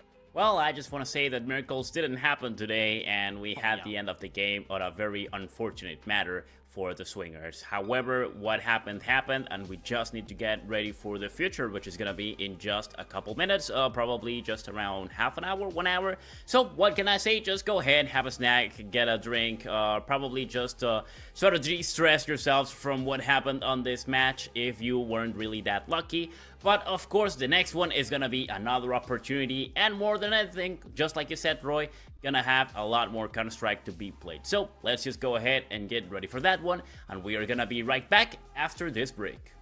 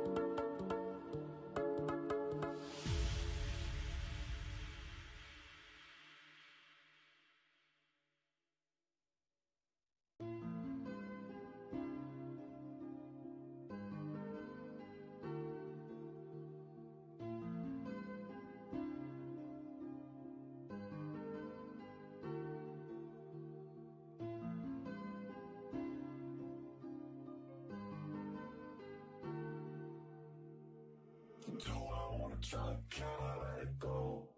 We're running from the past, wanting to be sure. Chaos in my mind, constant deja vu. But every time, it comes back to you.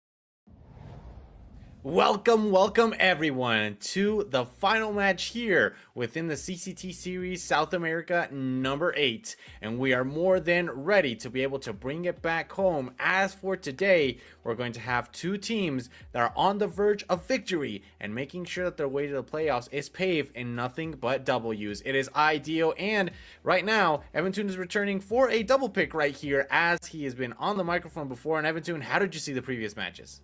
Thank you very much for that introduction, Dio. And, well, what can I say about the previous match? Honestly, the first ones were really interesting as well. I mean, the fact that we had Yawara and Floripa going to a 2-1. And, of course, this next one, though, I was expecting a little bit more from Pain Academy, which went down on a 2-0 against Uno Melee. But what happened on the previous one, which was Elevate against Swingers, I mean, the initial match was actually just a pretty okay. I mean, Swingers was having a good time against Elevate, but Elevate finally just came out on top at the second half of the game. They actually went on a 6-6, if I'm not mistaken. I can't quite remember. But, yeah, the thing is that they were having a good time, but once that they actually hit the reset button and reached the second half of the game, it was a no good for Swingers. So they actually ended up losing their pick on Ancient, and after we jumped into Dust 2, which was Elevate's pick, well, they just annihilated and decimated Swingers with a 13-5.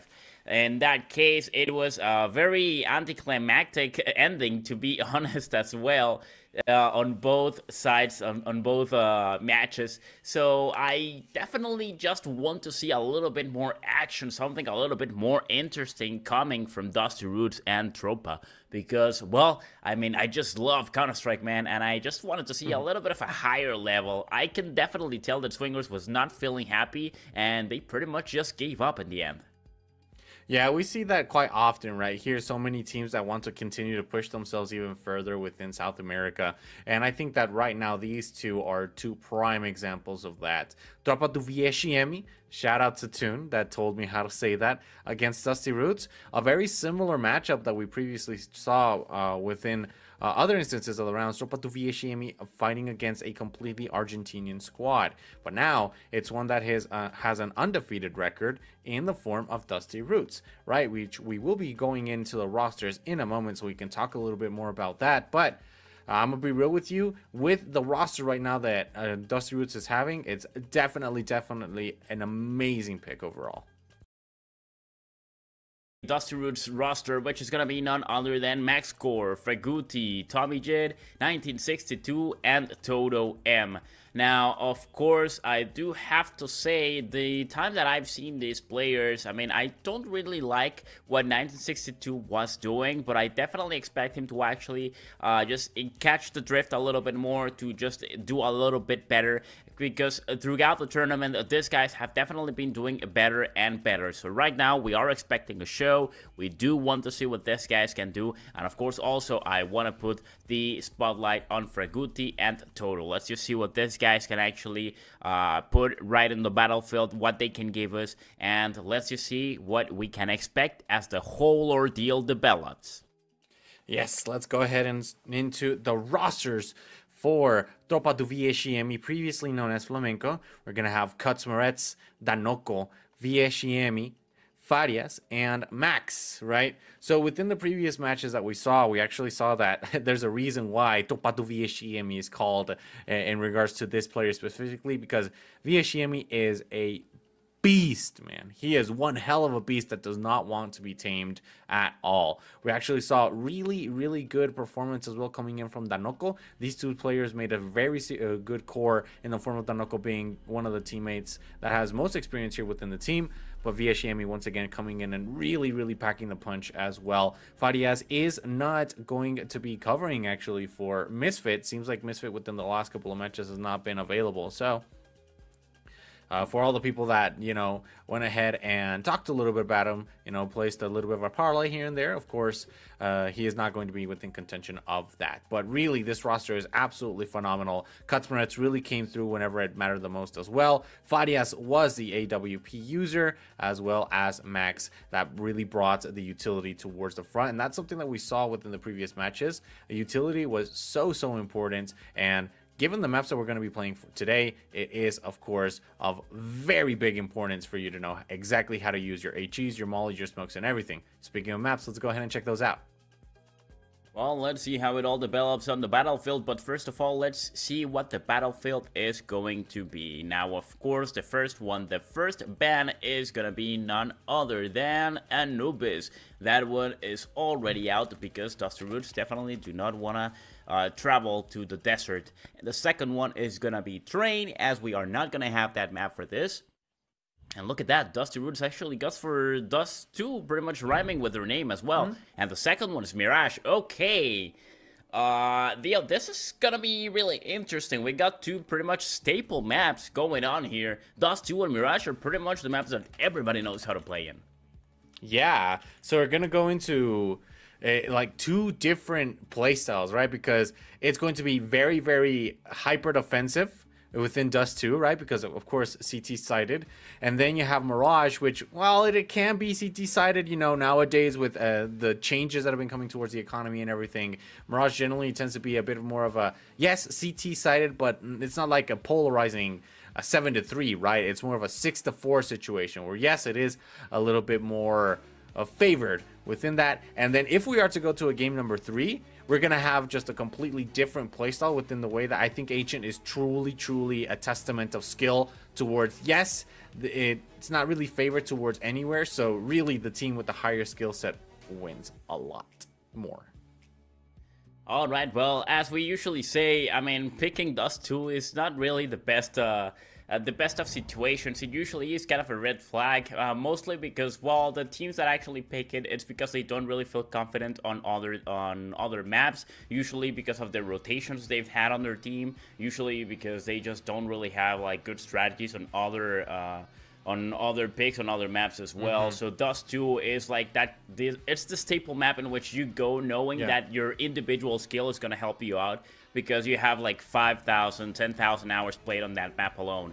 So it is going to give you a little bit, it's going to help you out, but it's not really the best map to jump to if you don't really have a strategy. Because, I mean, let's just face it, the enemy is also going to have just as much hours as you, so in the end, it's just going to go pretty much even. Now, Mirage, one of my favorites map as well, Theo, as I usually say, it's a very city-sided as well, so let's see how it goes on the battlefield. But also, are we going to need to go into a decider? Well, let's just find out in a couple minutes, because right now, we are just waiting to see when we can jump into the battlefield and see the action firsthand. Yeah, definitely. I think that a decider map is something that we could be looking into seeing maybe a little bit later on, because I think that there's something that relates a lot within fighting games, which is something that I specialize in.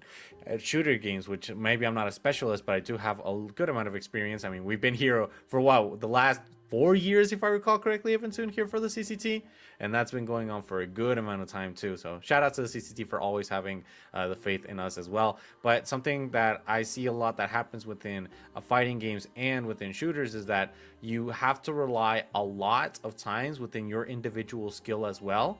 But that happens obviously a lot more within fighting games, right? Why? Because it's just you, right? You can't blame your teammate that wasn't covering you for a flank. You can't blame your teammate that didn't set you up for a kill. You can't do any of that whenever you're within your fighting games, right? You have to make sure that you rely on your individual skill set alone, and there's nothing more for you to do other than continue to train. And I think that these players have mastered that to a egregious extent, right? So that means why? Because they've been training so much time within all of these maps, and to a point where they know that their individual skill on these maps, their mechanical skill is right there, but sometimes just the teamwork really comes out to shine. But we'll go ahead and talk a little bit more about that later on, ladies and gentlemen. While I keep on ranting about fighting games, how about you guys go ahead, grab yourself a snack, and we'll be right back in a couple of moments with some more Counter-Strike action.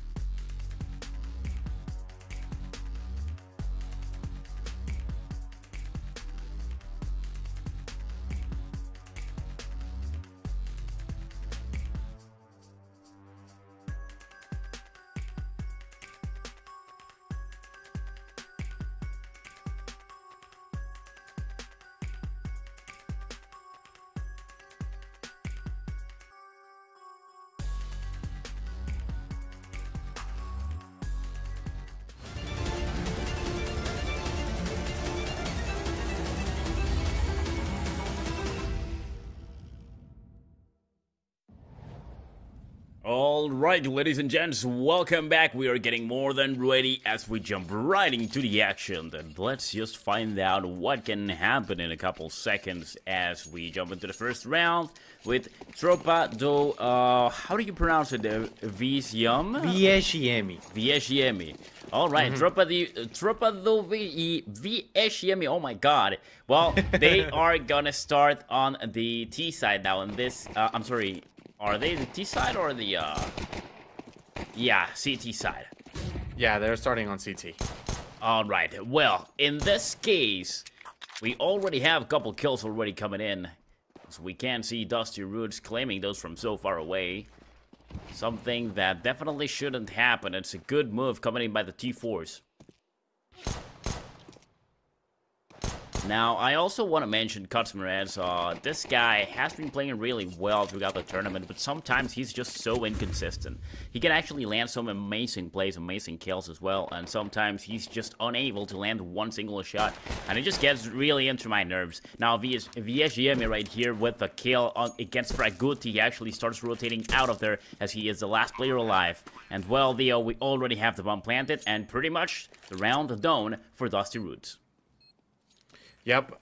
I mean, with only one player left, Viesciemi, the one who was able to get the kill on Fraguti. But, I mean, of course, right here, you need to make sure that your shots are on fire. Okay, we see him able to get a secondary kill, or rather a second kill. Right here, of course, can't really wait or see anything other than a flank. Okay, Viesciemi getting a third kill. Does he see the headshot right there? Not quite yet. He does. Oh my god. And that's going to be the last one for him. Of course, he's going to wait for the player, and he gets the ace. But what a bittersweet sensation, man. Getting the ace so much for not being able to do much, man. Unfortunate as it can be. And that's definitely going to be a very, very rough bout right here, the one that we have. So, I mean, Viesciemi essentially carried the team on his back right there, and he was able to make it out alive. So, I mean, he's going to carry off a good amount of money, but not much anything other than that. Wow, that was an incredible round, at least in this case for Viesciemi, actually claiming the last 5 players all by himself. Unable to get the round, but definitely a great display of skill. Now, already jumping into the next one, we can see MaxCore taking a lot of damage, down to 33 HP. That was a shot from the scout. Probably. Now we can also see 3 players actually just stacking out on B. MaxCore winning that shot against Farias. Claims the first blood instead.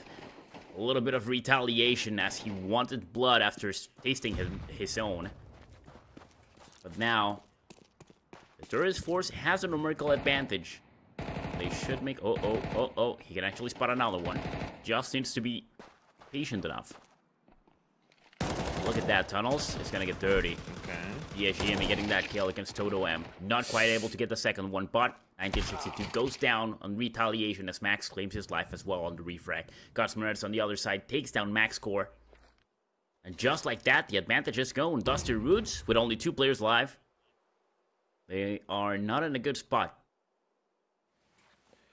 You also got to take into consideration the fact that, I mean, we also have Tropa do Viesciemi with an AK-47 that they were able to take from, if I recall correctly, it's 1962's body, right? So, I mean, all things considered, you still got to be super cautious of the approach right here coming in from these players. The Galil going to do wonders. Of course it is, but look at Kutsmerez able to get that kill on Tomongen, and this is now a 1v1. You got Danoko with the MP9 in his hands, and of course you can hear the footsteps coming in. He has to be very ready for a confrontation, and of course he is. Almost squandering a couple of shots right there, but in the end, it worked out quite well. I mean, as soon as you hide behind car right there, and you know it's a 1v1, there's so many angles that you have to cover if you're the attacker from Dusty Roots.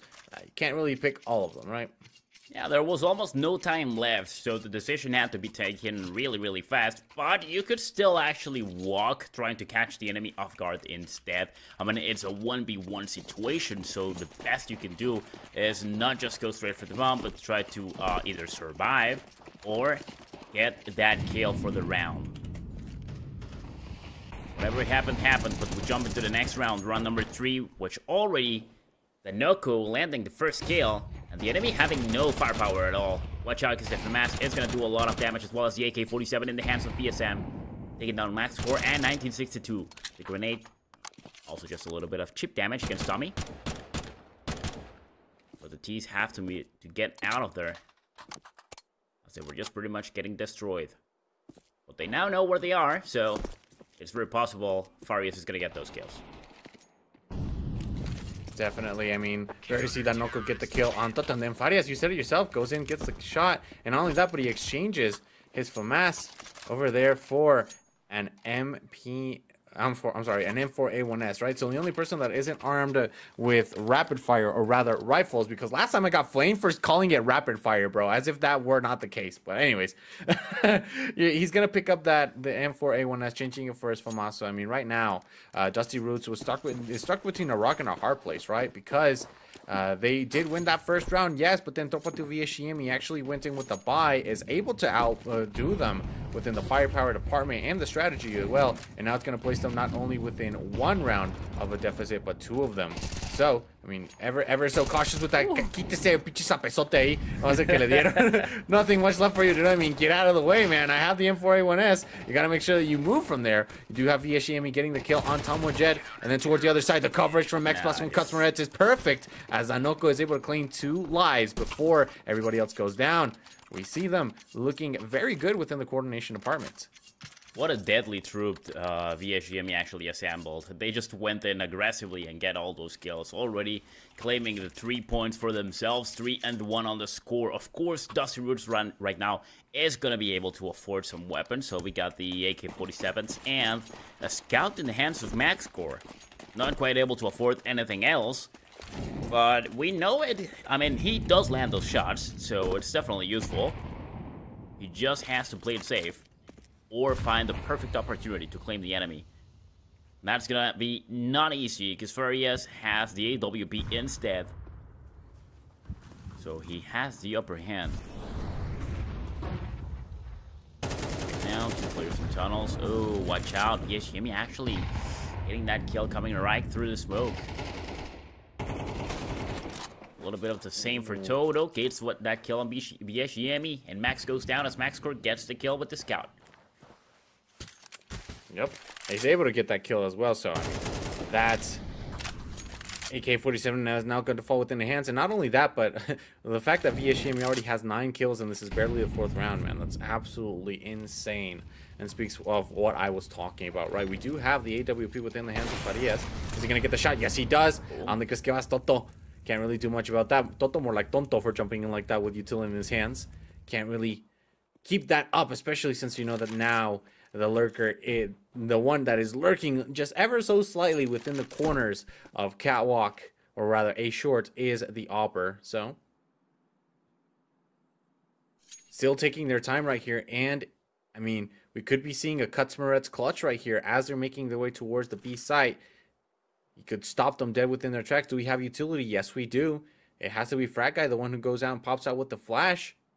Not really going to pop out with it either. And you said it yourself, this is where you can actually catch one of the players off guard with a bit of a walk. And not only that, but that's going to stop these players from any sort of approach that may be barred well. We're going to see the flash once more, and that's Tanoko moving extremely cautiously through everything.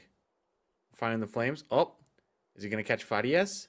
Yes, he is. He's definitely going to catch him right there. Yep, and he's going to look him dead into the eyes and say, you know what? You're out of there. And then Danoko's going to start. Yeah, he's stuck between a crossfire, man. Nothing else left for them to do. Dusty Roots actually played that very, very well. As soon as they were able to recognize the fact that they made a mistake in the heat of the moment within the previous rounds, in which they, you know, they ran a little bit too much than when they should have walked. And they took things super, super slow within this round, and that actually caught Tropa do VSGM off guard. So really, really good adaptation that we're seeing immediately within this round, and this speaks well of this match. Yeah, man, should I still be calling BSGME like that, or should I just call it BSM for short, or maybe might be even faster? Right, Max go already with the first kill, though, on the AWP. Really good shot. That's a bit of advantage. So Dusty Roots, right now, a pretty good spot.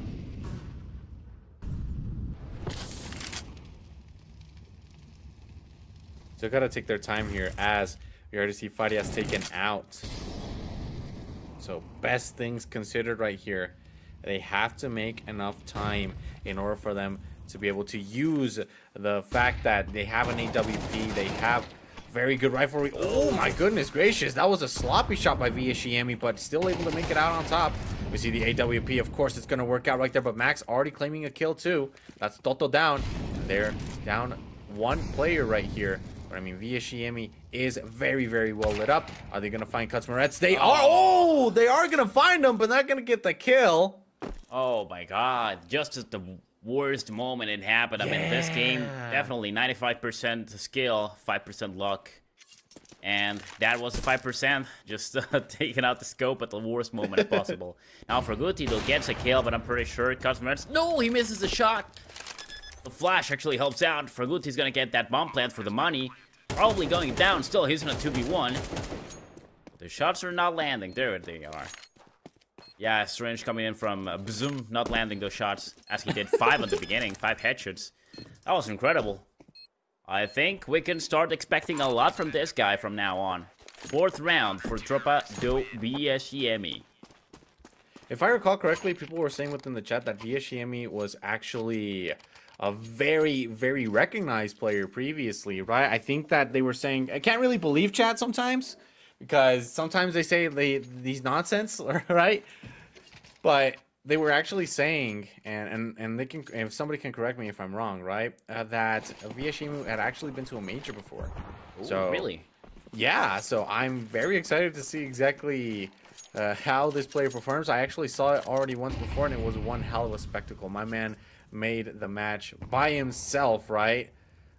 Pretty much already is. Yeah, he's already making it absolutely insane. But this is definitely the player to be on the lookout for, because you can't really see anybody that's actually doing something similar from either of these teams, right? I mean, you got Kutzmarets, Danoko, Danoko, Frat Guy, and Frat Gutty, I'm sorry, and what is it, MaxCore? The ones that are actually tied within the firepower and the kills department for 6 kills, and then you got almost double the kills for VSGME. So, taking all things considered right there. Oh, nice. In fact, that was able to the kill. Simply gonna step back with Danoko. Very ready to be able to get a second one too, tying things up immediately. I mean, that AWP has to work super well. Oh, wait, Gassi. Oh, but we do see the headshot right there coming in from MaxCore. He's gonna be taken down. The shots immediately, but then the immediate retaliation gets hit with the HE. Take him down, and now we have the bonk right there. It's 1962 against VSGME. Oh, wow. It's not only just the 2 players fighting, but also one of them with the AK-47 and another one with the MP9. And we already know how dangerous this guy is. He's just approaching silently and deadly. Crosshair just in perfect placement. Takes down 1962 as he was trying to do something in retaliation. But with the 1v2 clutch, VSM, in this case VSGME, gets that one for the troop. We got the 5 and 2. Now, tactical pause coming in by Dusty Roots. They definitely have to think about something. How are they going to deal with this guy? He's doing wonders. Yeah, I have to agree, man. I definitely have to agree with the fact that this tactical pause is in order, because, like, okay, we won the first round, and then we got bodied for 3, and then we won another one, and we're getting bodied for 2. What is going on, right? So it's definitely one of those situations where you have to bring things down. Oh, okay, a second tactical pause. I think that somebody was peeing themselves. I definitely think that somebody was just, they had to go to the restroom or something like that. You don't use 2 tactical pauses just off the rip like that.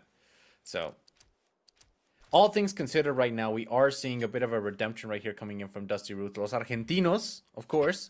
Los Argentinos que andan con todo. So, I'll see how this is going to work out, right? Because Dusty Roots is also on the verge of a 2-2 win. I'm sorry, a 2-0 win pass towards the playoffs, just like we saw within the previous match with Elevate. So, and there's a lot of things to take into consideration right here. One of them being a decisive factor. I mean, one of the just the elephant in the room, right? It's like you have not been able to take down VSG. ¡Ay, cabrón! No te creo, güey. No te creo, MaxCore. ¿Qué pedo con ese tiro, güey? ¿Qué pedo con ese tiro? What was that shot, bro? Headshot through the smoke, tracking on the best player for the other team? Okay, I see you. Well, that was definitely an incredible shot. It just happened. And just like that, one player is out of the equation for the troop. And it's none other than VSM himself. Well, now the T's, they have the upper hand in very different aspects. But they need to do something about it. They still got plenty of time, so they're just gonna take it. And wait a little bit, try to scout the area, get as much information as possible. And also, probably fish for a pick if the troop gets a little bit too out of their place. Be careful though, it seems we have a little bit of a fight going on Catwalk, and look at that, that's Toto with 1962 taking 2 kills for themselves. Just like that, the ace hits completely free, except for the one player that wasn't CT, but now pushing out of there. This round is pretty much theirs. Smoke dissipation? Nope. Yeah, there's pretty much nothing that the troop can do at this point. And just with the AWP probably just gonna try to survive as well as customer heads. We just need to wait the timer down.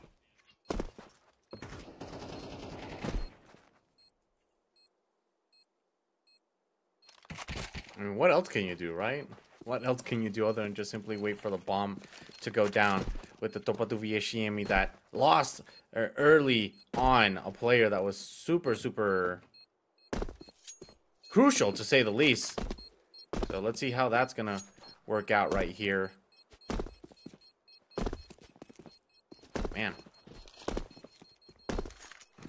this was a very uneventful round, right? Like, I think that overall, Dusty Roots, they did play that super well. The aggression was obviously nice, but I think that the decisive factor, the fact that this round was essentially sealed the moment that Macro was able to get that headshot kill on VSM. Yeah. I mean, losing your best guard at the beginning of the round is definitely going to hurt. So then after the last 2 players got killed on Cat without being able to defend at all, it was definitely going to go for Dusty Roots. Right now, they need to call for a tactical pause right now. Now, we have the possibility, of course, of them going to the bathroom this time instead. Or, of course, just trying to rethink their strategy, because going against a one-on-one on mid is definitely not working out. And it could go costly if things go bad.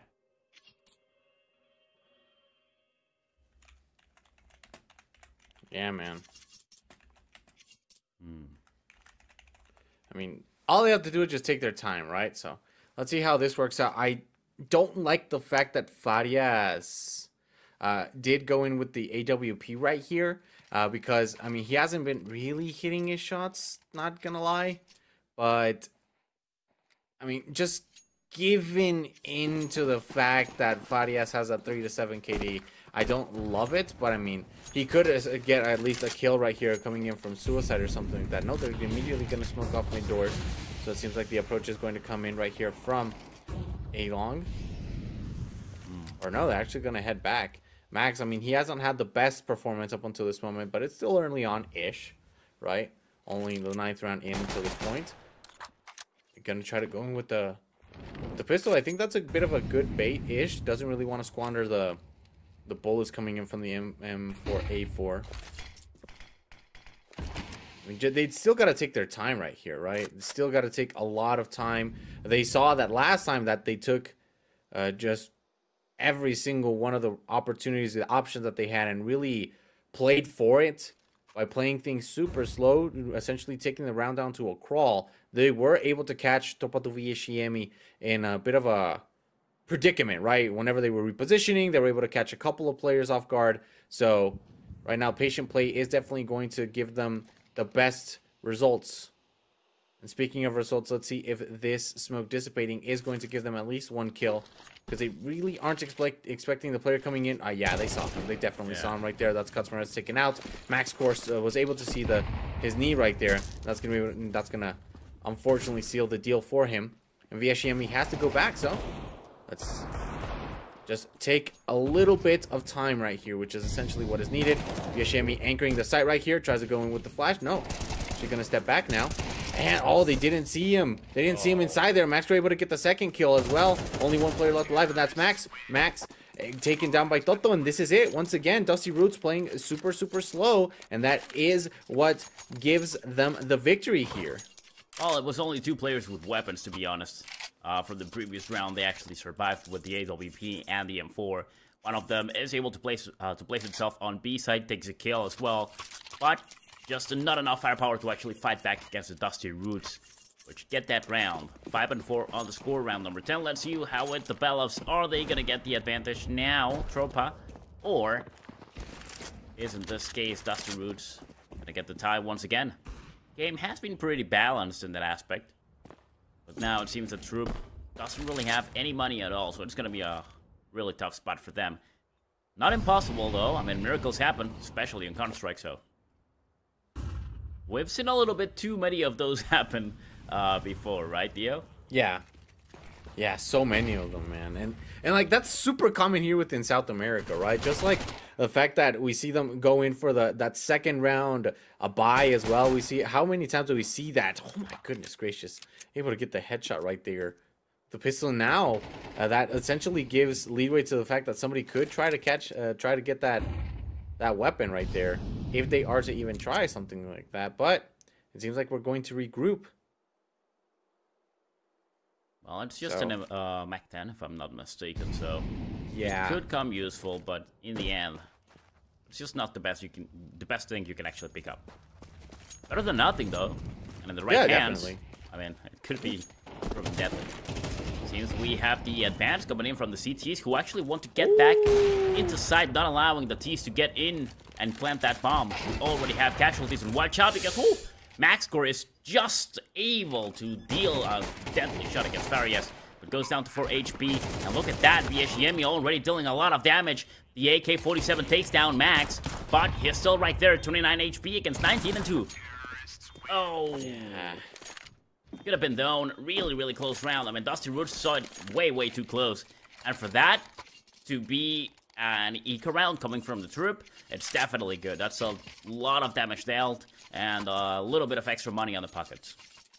Yeah, man, and look at the fact that right now, what is it? So let's do some quick maths right here. You could grab 4 teammates coming in from Tropa to VSGME, and you're not going to get VSGME's kills themselves, right? So, I mean, he's definitely being the one that's doing a lot of the heavy work for this team. While as Dusty Roots, they may not have the most evenly distributed KD, but they still have at least 2 players that are really, really starting to show up, right? Both Frag Guy and MaxCore. MaxCore being the generally decisive factor right here. So, oh, that HE that hits very, very close to home. Our guy lost more than half of his HP right there. Just taking their sweet time once again. Not really wanting to use too much utility either about it. They actually just have to play this once again very slow. We're going to see the refresh right there. Oh, okay. No, we're not. VSGME, I mean, he could peek out and get a cheeky little kill on Toto, but that would be super, super risky given the fact that MaxCore is defending, or they're from Catwalk, and 1 flick could be all that is needed in order to be able to take him down. Right, that's 2 players just around the corner. They actually flash him out, but look at that. VSGME is quite able to get 1 kill before going down on a 1v2. That was really nice. It's a good refrag nonetheless, but damage has been dealt. Now, Dotsmeret's unable to even answer with a shot of him. Oh my god, look at that.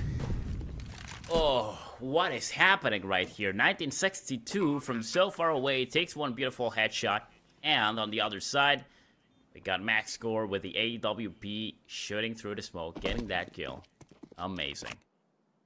What a shot, man. Like, he was able to hear everything. And not only that, but I mean, in fact, he's going to be the one to simply put them on ice? No. It's actually going to be Max, the one to finally put him down. But, I mean, damage has already been done. You're not really wanting to play this in order to win it. You've already have a win secure, but rather you're trying to get as much as a possibility. Yeah, I mean, you got to wait for the flash to at least go off, man.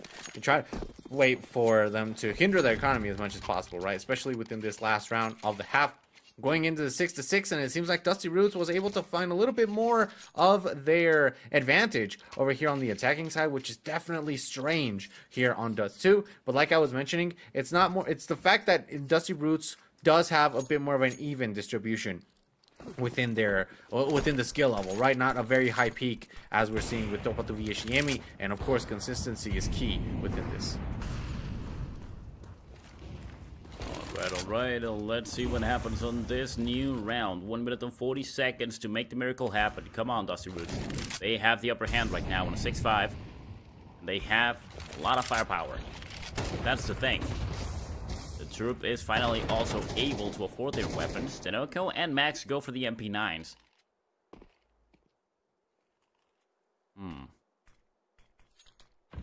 The SGME just chose to stay B, safely, patiently waiting. And some damage was dealt against Toto as well. He's down to 25 HP. Danoko taking point on mid with another MP9. Just as we wait a little bit longer, calm before the storm.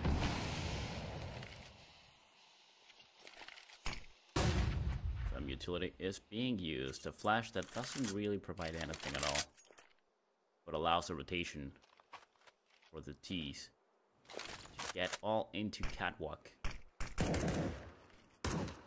The right setup to attack at the right moment. Here we go. Good shot coming from 1962, taking down Danoko from above with a headshot. Be careful, he is right there with the scout. Takes a kill against Tommy with a beautiful double shot. But the Deagle is doing wonders. Max score takes him out. Max trying to defend on the other side as well as Vieshiemi with a double, but not quite able to get a triple over there. Max score gets a second one for himself as well, and that just gives him the 3K.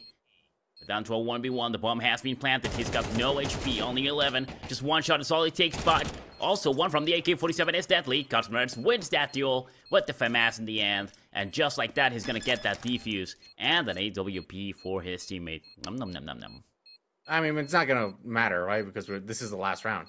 But still, the fact that he had what was needed in order to be able to clutch things out, and with the FAMAS, nonetheless, I mean, definitely takes a lot of cojones. Right, so I mean, I still can't get over the shot that we saw from Maxcore right there. With the fact that he just heard the footsteps and was able to get the shot was absolutely insane. And of course, the clutch right there coming in from Vieshiemi, the fact that he was able to kill Toto and then get another headshot before he went down, of course, it gave a very, very big leadway to his team in order to tie things up. The fact that we're going 6-6 within this halftime, man, is really good right here for Dusty Roots, to say the least, because I mean, this is their pick, and they played super strong on the T side for a reason, right? Because they were banking on the CT side, and the fact that they went even is great.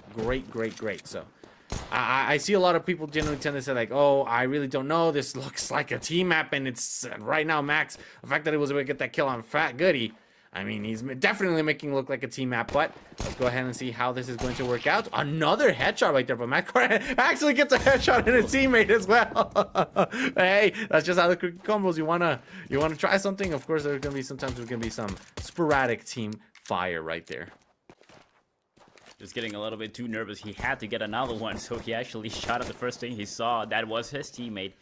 A lot of damage dealt, but still, we have 4 players alive against 3. We are waiting for the rotation. Ooh. Tommy takes down Max. Danoko answers with one of his own. Takes down 1962. Now Vieshiemi is moving from Cat, taking those shots. But Tommy takes care of Danoko, not without him taking a kill. And now we're down to a 1v1 once again. It's just one bullet. All it takes. Come on. Tommy. For both of them. Tommy, it's not that hard. You can do it. Oh. Well, he was against Vieshiemi, so it was definitely hard. My mistake right there. Yeah, no, like, you got to take into consideration, like, who he's going up against, right? There are some times where you want to go just full ballistic, and then your man is a stalwart wall. And I know for a fact that guy's like, hey, he's like, oh, this is going to be a rough one. And then, unfortunately, the nervousness gets a little bit more than what you want to, and that ends up cutting you short right there. I mean, Vieshiemi played that super well. He knew that as long as he was strafing, it was going to be difficult for the USP to be able to get the headshot, right? While as he can retain at least a little bit more mobility. So let's see how that works out right there. Wow, Frag Guy with the assistance right there from Tom is going to get the kill on Cuts Moretz. With the dissipation of the smoke, seeing if there's anybody hiding within, they're not going to check anything out, but that is the advantage right here for Dusty Roots. Maxcore has been banking a lot on that AWP and the SSG, specifically within this round as well, and we've seen them do magic with it. So let's see if that happens to work out as well right here. We see Danoko and Max with AK-47s. Let's see how that's going to play out early on within this round, especially since these two players have been very, very good with their offense. Raguddy, he could try to go in with something. Oh, he actually shoots the wrong guy. Gotta take down the guy with the MAC-10, especially if he's right in there in your face. Well, right now, the advantage is not really clear. Noko with the AK-47, BSM, BHGM with the Galil. Pushing forward, and he can make this happen. There it is. Takes down Toto. This allows the Chiefs to start moving forward. There was one player all the way back now. And did land that shot, but it's trying to stall a little bit. CCT's moving forward. One of them is already pretty much inside. From CT. The other one on Cat. There's one smoked. That's the last player all the way down to. Oh, look at that on the rotation. No quick catches back. And the last kill falls in. Oh yes, getting that one. Well, that's not around for Troop. They're doing fine. Yeah, not only are they doing fine, but they're doing great as well. You were able to win pistol on this side switch, so you're already positioned very, very thoroughly through right here. And the fact that we actually see Danoko able to get the headshot on Macro all the way from downtown speaks of how confident this team feels, right? Talk about the VSEME is looking really, really good. Oh, that Molly's gonna stop him. Yeah, I want to point out that Mollies have been the bane of the existence for Dusty Roots, right? They've definitely been the bane of the existence. Oh my goodness gracious, looking for another one right there. And he's really trying to make a statement right here. Why didn't he not pull out his rifle? He had a rifle within his hands, right? He was going in with the dualies right there. Not only that, he got a kill, but he was also able to, you know, assure the second one for his team right there. So now, not only does Dusty Roots have to confine in the fact that they have mid control and try to trust that, they also have to point towards the fact that they've given up the site that's the hardest to retake right there. Max going in with the double headshot, gets a triple kill as well right there within mid doors. Mid spells 1 for each kill, man. 3 kills. Impressive stuff right there, and all of them were headshots. AK-47 spray, and now we have the magic number on the score. Tropa still with the advantage on a 3-round. 3-round advantage. This is Dusty Roots' pick, so now that they are on the CT side, they should be able to do something. However, I mean, BHG is definitely such a machine, man. This guy's got 23 kills already. Dog fragging all the way. 6 more than max score. Designated upper for Dusty Roots. They are just not having a good time. They're struggling right now. Now the G's stacking on mid. Oh, watch out on tunnels. We might have a bit of a confrontation, and 1962 is going to get that kill. And it's into none other than VSM.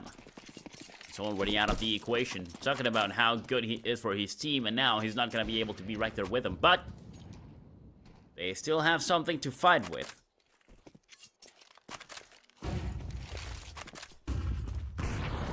Then he's actually decided to push into B side. One kill, Max Kerr answered with the AWP. Beautifully played. There he is. Gonna get that kill all the way down on A doors outside. There's still no clear winner for this round, but we got only 45 seconds left. The T's are gonna have the numerical advantage wherever they decide to push. If they do together, of course. Yeah, definitely. Oh, even if they have the numerical advantage, sometimes that's not enough for you to be able to go for it. Oh, gotta isolate this 1v1, Cutsmarets. Or rather make it a 2v1. Yes, great stuff. Fight is able to get the kill on Frat Gutty. And that smoke is huge, man. I don't know if it's the best position smoke, because, I mean, you do have just the smallest of areas where somebody can peek through. But, I mean, if you're them, you gotta make sure you peek that out. What are you doing trying to re-peek the Opera right there? Oh, he's barely able to make it out alive. Missed the shot. Max core. Play for time, man. You gotta play for time right there. And yes, Fadias is able to see his head peeking right around the corner. Unfortunately for Max Core, he was already too lit up to be able to play properly. And Topatu VHM claiming the double-digit round for them here early on. If they get this map win, on the T side, not only is this going to be huge, but it's also going to be one hell of a momentum starter because, reminder, this is Dusty Roots' pick. And if we're talking about stats all around here within this map specifically, Evantoon, this map specifically coming in from Dusty Roots, this isn't their best map to say the least, but it is one of their most played. Well, now that Dusty Roots don't really have any money left, I'm just gonna go with the eco, and in the contrary, I mean, they're not the troop, they're not really the ones who can actually eco the enemy. I've seen that happen before, but it's not quite easy. A little bit of damage against Gutsmurds has been dealt. He's down to 13 HP, but the same is true for Tommy, down to 20. It seems the R is actually choosing to stack exactly on the spot. Oh no, missed shots from Maxcore. That's gonna ring a bell, and also missing the opportunity to get one kill. Now has to spam through the smoke, but of course the same thing is gonna be true for the enemy. For Guti gets a kill with the Desert Eagle from above. None of them are landing. Now the Nook is pretty much on the other side, and he could prove deadly right there. Here comes the mollies. Here comes utility. The Nook gets that kill. PSM takes another one. 1962 retaliates, goes down. Danoku gets that kill for Riaz, and Danoku gets the last one as well. That is going to be a triple for him. And the group gets another round. 11, man. 11 right there. And I'm going to be 100% real with you. I do not know about this buy. I don't know if this is the best situation coming in from Dusty Roots, because yes, you did go in with the buy. I mean, you have the money, but I think this would have been the best scenario for a bit of a semi-buy situation, right? Why? Because look at your money on this front. You're not going to be able to buy much off of it, even if you are to get something. And the fact that not a single piece of utility has been thrown right there towards mid, man, immediately relinquishing mid control is so difficult for you to reclaim. Like but the thing is, they were actually banking on the fact that Topa Tobiyashimi wasn't going to try to seize mid, and that happens exactly as we are seeing right now. Like they actually did not go in for the seize. Danoko goes down, shot through the smoke right there by Fraguti. Max is able to immediately retaliate with his own kill on 1962, but still, they bet on something that they said is not going to happen, and it actually didn't. That's huge for them.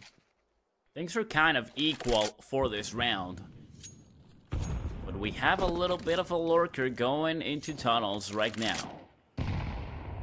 All the utility, look at that, used on the smoke, while the troop is just safely, patiently waiting on the way back into pit and blue.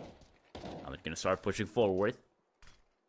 Here comes another smoke, but there is no HE to actually dissipate it anymore, so they just need to wait for the enemy to actually start reloading.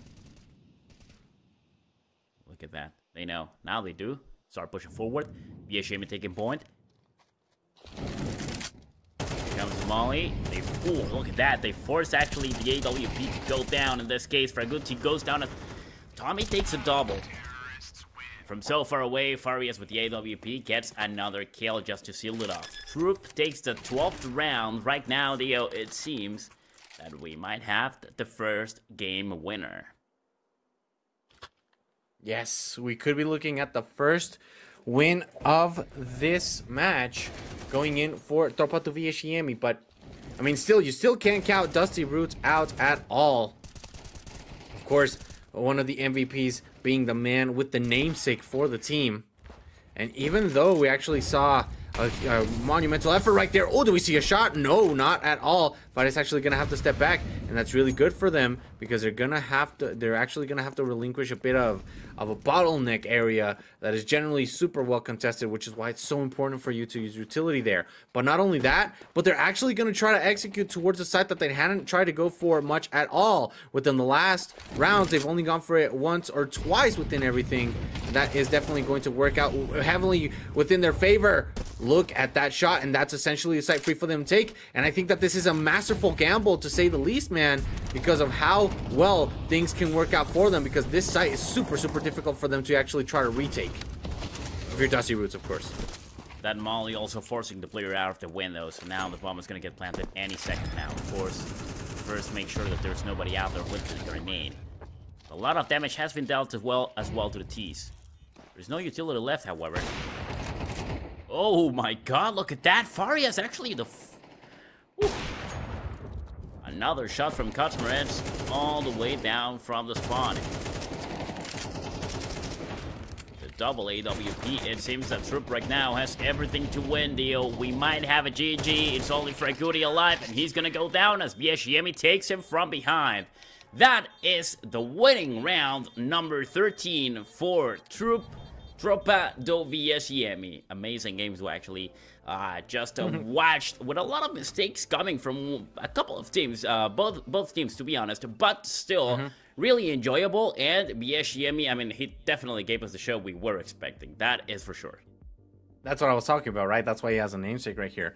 Yo creo que si hay algo que tiene que corregir ahorita Dusty Roots, it's definitely the fact that they were coordinated, but they weren't hitting their shots. And the fact that Tropa do VSGME's playstyle, while as not unorthodox, I mean, it all revolves around supporting one player, right? And you saw it time and time again. He was a man who really made himself be noted immediately within the first round by getting an ace, right? And that it wasn't even him winning or clutching up the round. It was just him getting the ace of all things. So it's definitely a bit of a prelude to what we're going to be seeing right here for this team. Speaking of prelude, we're going to head into the second match, which is going to be Mirage. Evan, I know you're going to have a blast, but before we head anywhere, I mean, we are going to take just a bit of a small break. Just want to make sure that everything is in order. So let's not get ahead of ourselves, Evan. Before we head into map number 2, Mirage, go ahead, grab yourself a snack, and we'll be right back.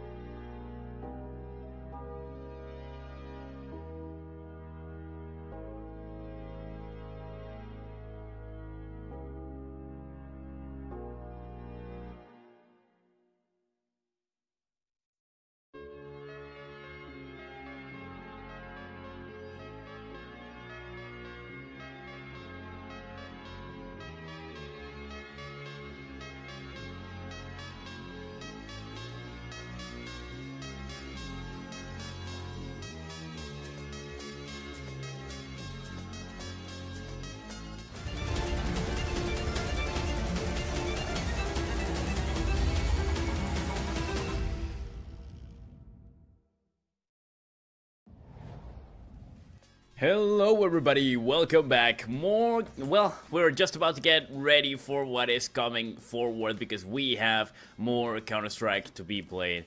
On the previous game, to be honest, Tropa do BSM definitely got us with a surprise. I mean, this man at the round number 1, he was actually able to get 5 headshots on a beautiful ace on the pistol round. So that just pretty much set it up the pace for what was going to happen on the rest of the match. It, of course, ended on behalf of Tropa do VSM with a 6 and 13 on the scoreboard. Now, thanks, well, I don't really know if they might go different, Dio, because we are jumping into Tropa's pick, which is Mirage, one of my favorite maps, and I'm pretty sure that all these guys are going to have a blast.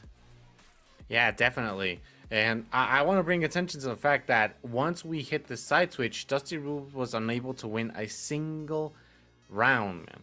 Like, every single time that they played for CT, they didn't win a single one. 0% win rate on the CT side. So, impressive as that may be, we are going to be seeing a different game being played right here within Mirage, which is going to be Tropa do VSM's pick. So, it's interesting, very, very interesting to see how this is going to pan out. We actually saw a Tropa win on the T side of all things over here on Dust 2. And you said it yourself, Dust 2 is one of those maps that requires, no, rather is necessary. It's not even a requirement. You should already have that built into your system of have played thousands, if not tens of thousands of hours on this map. I think that Mirage could share a similarity with said requirements as well, right? It's like right now within the world, you already need to know how to have Excel and you already need to know how to have your English, right? That's some, if you want to go pro within Counter-Strike, especially within this league specifically, I think that you have to have tens of thousands of hours within all of these maps, and you need to know how to defend, and that's something that you don't see quite often either, Evan-Tune. Well, to be fair, the thing is that I'm pretty sure anybody who loves Counter-Strike has definitely got more than 10,000 hours, at least on Mirage. But there's a lot of people who actually don't like playing on it, so they usually just ban it or go for something different altogether. Probably, there's some people who just really like Vertigo, and they just prefer to play that rather than Mirage.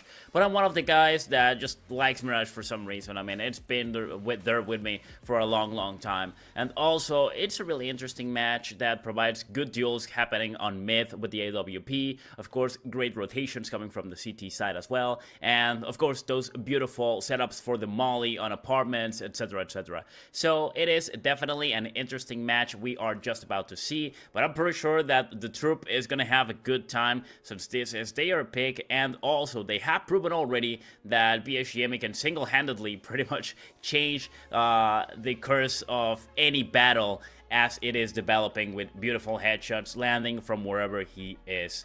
So right now, how about we actually stop yapping? Let's jump into the game because the game is live and we can see what is gonna happen live in the action. Let's go ahead and see both teams as they develop on the battlefield. Let's see exactly that. Mirage, the really impressive stuff that we've seen right here, and I'm going to talk a little bit more about stats because you know I love my stats, is that Mirage is the 4th most played map right here for Dusty Roots with a total of 38.1% win rate, while as coming in from Tropa do VSM, it's actually their most played map, right? Mirage with the 54.3 win rates. Obviously, this is taking into consideration the fact that, you know, previously they had played for another team right there, and they know that there's somebody right there within the stairs. Are they going to try to go in for the sandwich push? No, actually goes in with the HE, and that's Tom One Jed. Fat Gutty is actually going to get a kill before anything transpires. Gets 2. VSGM down out for the count. But the thing is, the bomb has now been planted.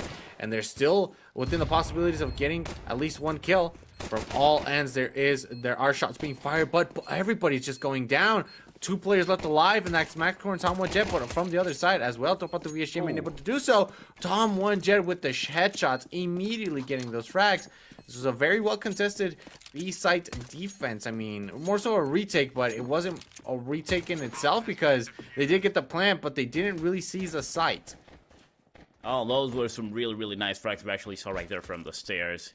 And honestly, that just pretty much allowed the entry for Dusty Roots to actually get that bomb defused at the last moment, with all those kills coming in as well from Tommy, right at the nick of time, and right at the perfect moment. Of course, this is a CT-sided map, so it's kind of expected to go this way at the beginning. Dusty Roots doing a very, very good job, and it's actually nice to see that they just aren't giving up for losing the first map. They still want to keep it, they still want to keep on the game, still have another chance, and they want to go into a decider. They do not want to leave without the opportunity to go into the playoffs of the tournament.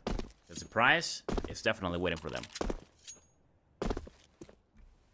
At least that's what it seems, right? Because we do have the full buy coming in from Tropa. Once again, they're going with what could be the change within the possibilities once more, Evantoon, right? We saw it happen again. Oh, what an HE kill right there. Coming in from Maxport, that's Cuts Moretz out of play once more. And then the verticality once again causing a lot of problems right here for Max, who is now taken out of the question. But yes, finally puts the man who stopped the approach down previously too, with the bomb being planted. Now they did see the site on this occasion. The thing is, they have little to no information about that. Able to get the triple kill right there. Vieshiemi with the spray all right through it, taking down 3 players in the blink of an eye. Wow, that is just costly for Dusty Roots. There's only 1 player alive, in this case being Toto, but the enemy is really low on HP. There's only 3 players, already 1 of them down, so now we're down to 2, Farias and Danoko, but look at that. Oh, Toto, at the last moment, just not quite able to clutch it for the team. It was getting really, really close, and a very close opportunity for him as well.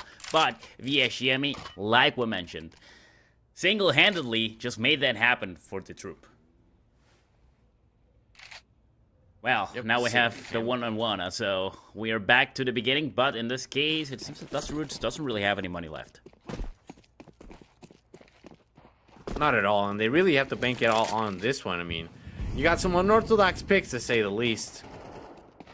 But Dusty Roots knows that they have to take this very calmly. Max already losing a very, very big chunk of his HP right there. So he's going to have to play this passively. He is armed to the teeth with utility, though, Evantoon, so this could help them out very, very well. Max ready. Oh, but goodness gracious, he was unable to get the kill right there, even though he was the one to find the shots first. We're going to see if he's going to be able to get the kill. Danoko gets 1. Goes in with the flash once again, seeing if there's anybody that maybe they can catch off guard right here. Danoko knows that there could be somebody lurking around the corner. Going to see the flash right there by Vieshiemi. Going to see people play back. Great stuff. Barely able to see the people ahead right there. Going in once again with the flash, and then the spray transfer not going to work out. Toto gets the kill. Cuts Moretz is out of the equation. This is a 3v2 situation still. Oh. Yeah. Not gonna be able to do much, at least from far away. UMP usually works out whenever you have, like, oh, of course, I mean, close quarters, but could have been better for him to actually rush probably on a main or just a palace in any case, if he was lucky. But, well, still, it doesn't really go well for Dusty Roots, and that's a lot of money thrown down the toilet. So this is also gonna be another eco round for Dusty Roots, probably. The troop might just find themselves a 3rd round for them pretty easily. And also, Farias with the Mac 10 is going to be dealing a lot of damage, we all know. Against unarmored enemies, it just pretty much melts them. Yeah, the anti-eco build, of course, going to work out once again. And this is a repeat of the story that we saw beforehand, too, Evantoon. Topa to Vieshiemi betting everything on buying in for the pistol round. The second pistol round, the second round after the pistol. And not only that, but I mean, it works out very, very well for them. Danoko with support from downtown, because Vieshiemi was looking outnumbered right there. He's able to get 1 kill, but then the cleanup once again. And this is a very similar score to what we had within the 4th round as well, coming in from Vieshiemi.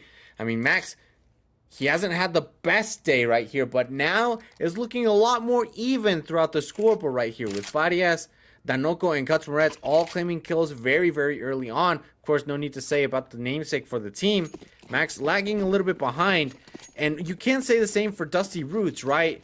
I mean, at least there's not a monumental difference, but I think that what's really costing them a lot right now is the coordination coming in from this team, right? They know that they have to play well coordinated and rather just, instead of going in with the first moment that they hear, oh, something's coming over here, rotate, because we saw that happen within the previous round as well. They still have to hold their grounds towards the baits or rather feints that are coming in from this team. Couple kills already fallen in. Danoko is the one claiming them. BSGME on the other side takes down Fruguti as soon as he actually pops out of Palace and the smoke. So now the site is completely free. That bomb is going to get planted.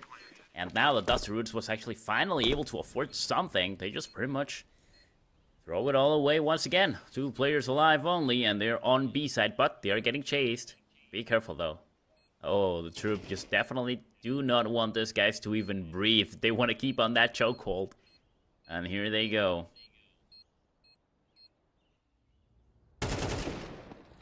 Yep. Oh, there it is. Max Kurt gets the first.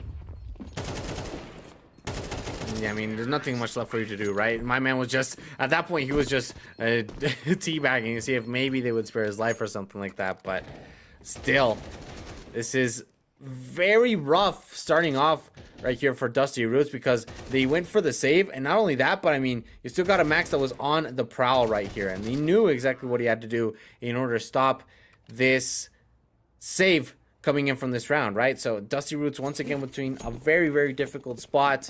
This is even worse than the previous rounds that we had, right? I mean, they were 4-2 within the previous one, and of course, this is Tropa do Viesciemi's pick. But still, I mean, don't really expect them to be outdone in this fashion. Win the pistol round, you're secured at least 2. That didn't even happen for them. Ooh, nice shot coming from Tommy, actually putting an end to Max's life. Also, Gutsmaret's coming from the side of Toto from far away. Takes him down just before he actually kills another teammate. That was really nice, but still, we got 3 people alive, and BHEM is one of them, already claiming 1 kill. He could go for another one. Patiently waiting, 2 smokes that need to dissipate. Just to be sure he can actually know where the enemy is going to come out of. Now jungle is going to also be an option. They actually spot one of the players on CT. Both of them landing a couple shots. Only one of them actually. It's 1962 to go down. Last 2 players, they do not have Kevlar. Oh, let's go. Farias, beautiful, as he actually sprays right through the box and takes the 3rd kill as well. Farias pretty much clutching that one at the last moment. He had his teammate, but he is the one that made it happen. And I really like how he was able to isolate those 2 confrontations, right? Yeah. Playing around the default plant site and knowing that there was a player coming in from connector, he knew that just based off of the kill feed, he was the one that had the rifle, right? So he said, okay, he's the one that has the rifle. I should wait for support from my teammate, but that means that from the other side, nobody else has weapons. And that's why he was so confident within that spray right there through tickets in order for him to be able to isolate that 2v1 instead of it making it a 3v1, not allowing him to be able to make it happen. So once again, that HE, I don't know if that's really worth it. A lot of utility flying through right here. No kills quite yet. And once again, you're being caught with your pants down, essentially, once more. But, oh, look at this. This is great, great stuff. Danoko with the double kill. And this places things even once more before Farias has something to say about it. AWP shot straight to the core. And that's going to be the bomb plant anytime soon if we can see Danoko make his way through towards... No, I'm sorry, Farias make his way through towards the site, get the bomb plant. We actually see a reposition right here coming in from Tom Jet and Toto. They're now playing from kitchen.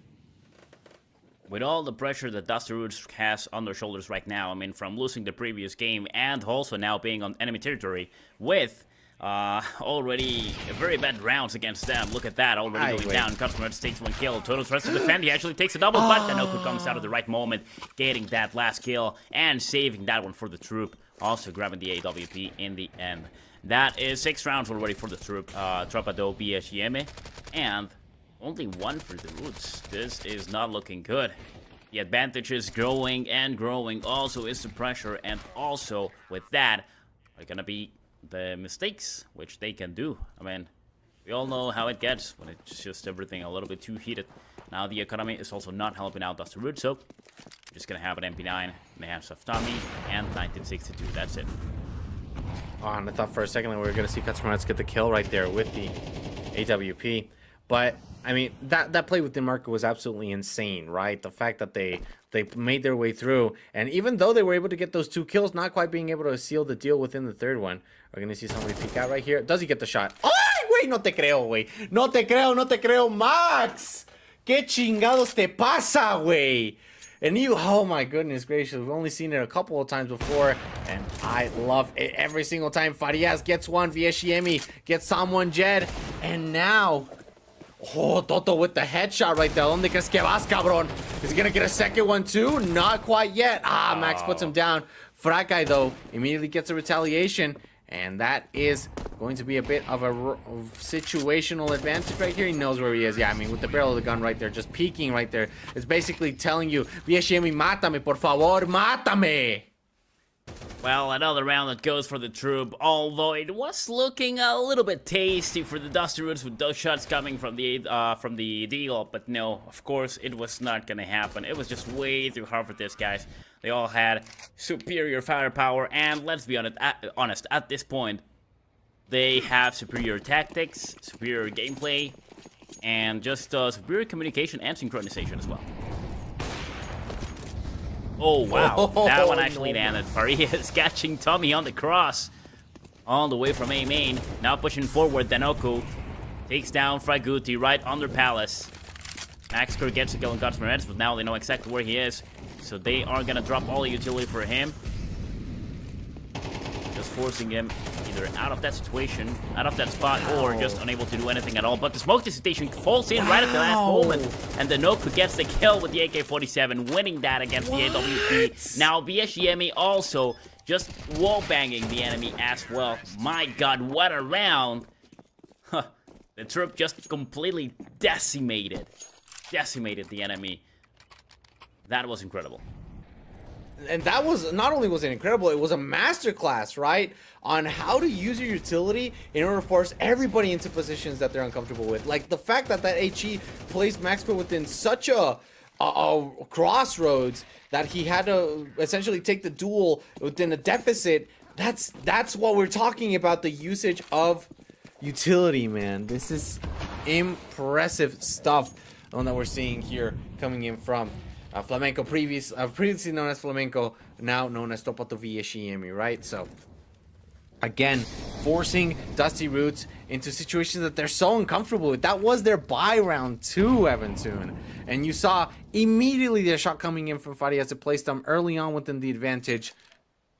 And now, they still take their time because they don't really want to risk it. Even though momentum is one hell of a drug, that adrenaline can help you out so much at times. You still got to make sure things are taken super, super slow. Are we going to see Katsumurets find somebody right here? Is it going to be Danoko? I think he is. This is smart. This is smart. No. Oh, and you missed everybody. And not only that, but you took so much damage right there for yourself. Oh my god. That is just huge. Those are the kind of mistakes that actually are costly for Dusty Roots. Toto does get a kill with the MP9, but of course, Vieshiemi was right there to retaliate, taking them down with the refrag. Now, of course, the last 2 CTs on site are going to go down as Danoko pushes forward. Gonna try to get that bomb planted. And look at that, Tommy falls. Ooh, okay. Cheeky headshot with the Eagle just to get the AK-47. Try to get out of there and survive. Or... nope. Damn. Just goes right back into die, I guess. Wow. This is domination, bro. There's no other word to describe it. This is domination by Tropa. And, you know, so I'm going to be real with you. I didn't know who Vieshiemi was before 2 matches ago. And I knew, and I had speculated that he was within a major. So I decided to do a little bit of my homework so chat doesn't call me uncultured, or that tells me that, oh, they're letting anybody on the mic nowadays, right? And because, you know, I am relatively new to the scene. So I was checking it within HLTV, and, you know, man, the fact that Vieshiemi was within the Paris major, within the 2023 Challenger stage, man. He was within Blast Challenger stage, so it makes perfect sense, the fact that he's playing super well right now. But that's the good thing about these players, that whenever you have a pro player on your team, he gives you so much insight that everyone around him blooms as well. And I think that you're seeing that within the playstyle that right now Tropa do VSM is having, because I would like to talk about Dusty Roots. Believe me, if they gave me the opportunity to be able to talk about them, make a really, really good play, make a solid rotation, great use of utility, I would definitely do that, but that is not the case. They're not letting me talk about Dusty Roots at all right here, especially since the coordination coming in from Danoko and VSM is absolutely pristine. Max gets a kill, and Max Core from all the way towards the other side. VSM gets one on someone, Jed, and now it's all up to one player left right here with the bomb being planted. No deaths have occurred coming in from Tropa do VSM's side within this round. How can I talk about them if Tropa do VSM is stealing the spotlight? Que cabrones estos güeyes.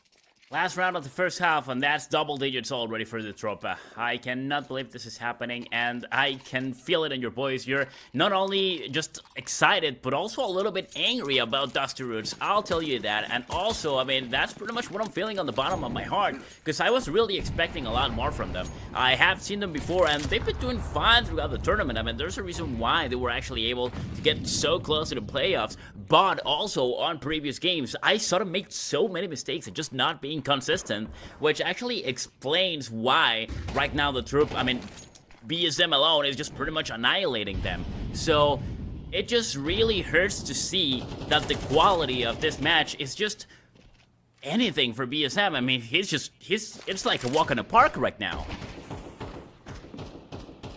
Yeah, and that really is what we're seeing here. The fact that you're gonna go possibly to 11s here as well. On the first side, man, on the first half of this side switch is absolutely insane.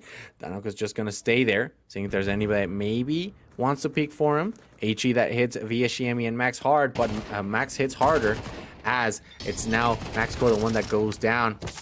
Frat guy gets a double kill right there. He has to go back though. He's gonna, you know, walk a little bit into the molly, right? But what is Farias doing? Katsumaretz gets a kill on Tomo and Jed, and that's all up to the Knuckle. This is a 2v1 situation, but does he hear him walking towards the site? That is the question. Simply gonna stand back right here. No information rally quite yet. Of course they hear him though. Of course they hear him, bro. You know what's also interesting? What is it? I think that we're giving BSM a lot of credit, and he actually deserves it, of course. But for example, look at Danoko. I mean, he's doing his job. Yeah. It's not only VSM, like, he's doing a really good job right now. So the whole team is also helping him out. And look at this. I'm pretty sure Danoko's going to be able to clutch it. No! Oh, no! Why would you do this to me, man? I thought you were going to get it. Well, that's just the caster scores, I'm pretty sure. So Danoko's not quite able to get it. And Fragudi gets the ace as well. What a way to finish the first half of the game. But that's exactly what I mean. I mean, Dusty Roots can actually do wonders from time to time. They just need to be consistent. That is a big problem that I'm seeing right now. The Roots are just not really feeling confident. I don't know. I think it might just be VSM's presence, the presence of the Dark Lord, actually damaging them. Psychologically. But well, now we are just gonna hit the reset button though. Theo, this is really important. We make the changes. Team swap right here, as the troop is now gonna be on the CT side and Dusty Roots on the Ts. I really do expect them to do a little bit better on the attacking side and stealth. Instead, let's see if Tropa do VSM won't actually get a little too confident and start making mistakes by playing aggressive instead. That is big mistakes happening. Yeah, man. A lot of very, very big mistakes. And if Tropa do VSM wins this pistol round, it could be considered curtains, man. Could be considered curtains right here for Dusty Roots. They would be obtaining their first unfortunate L within this. Okay, gonna see the crossfire power right there. Yep, and they actually see him. That's VSM with the kill as well. Katsumaretz gets one. And I mean, look at the movement, look at the glass, look at the moves that we're seeing right here. What is going on? VSM just going in with the full out juke right there. And in the end, the fact that he was distracted with so many players within the B site, man, This is what I was talking about. This could be curtains. You're essentially forcing Dusty Roots into a situation where either they force buy within this round or they have to play it out all out within the next one. And it seems like it is going to be this round, the one that they have to go for, man. This isn't the situation that you want to be in if you're Dusty Roots, especially since Tropa do VSGM, with the momentum that they carried on within over all these rounds, it's just super, super rough for you to be able to contend to with it. Just getting the boost over here. Got some reds. Cheekily heading around the corner. Of course. Oh, the first one seeing the enemy is going to be Farias. He actually gets out of there alive and also dealing a lot of damage. 1962 down to only 4 HP. Saved by having a Kevlar. Tech 9 is also dealing a lot of damage, but we already have more damage coming in from apartments. Playing with the flash, forcing him out. And still, player round underpass. Just checking that nobody wants to pop out of there at the wrong moment. Oh no, look at that. VSGM is the one that might take him down. Nope, they choose to retreat. So yeah, it seems like the T's are just making up their mind right now. Still 50 seconds on the clock, plenty of time. And they are just about to make the move into A site that they actually smoked out on connector. There is one player right behind the side. None other than Furious. He's gonna patiently wait. Takes one down. Stommy doesn't check his corners. Flame on and smoke dissipation as well with the grenade, and that's more than enough also to take down 1962. Now Max pushes forward aggressively with the MP9, takes down Max Score, unable to take down Toto as he refracts over here. But now Gutsmerets is coming, approaching deadly as usual. Gutsmerets takes him down, and the last player is gonna be Toto, but he is gonna be deleted by VXEM. So that is round number 12 going for Flamingo. In this case, Trupedo VSGM, and I can think that we have a GG already. Oh man, I'm not one of those that say don't. I'm definitely one of those guys that says don't count your chickens before they hatch. But I mean, what are chickens against the dinosaurs, the apex predators right here that Tropa do VSGM is placing on the scoreboard right now? Their play is absolutely fantastic, and we haven't even passed the 20-minute mark here within this map, right? 20 minutes. They're going into this trying to claim a W in the form of a speed run, right? Like, you could probably put this within speedrun.com and you could find something happening super, super early on. I mean, still, the fact that you got Vishemi with neta, con unos cojones, con unos huevotes, güey.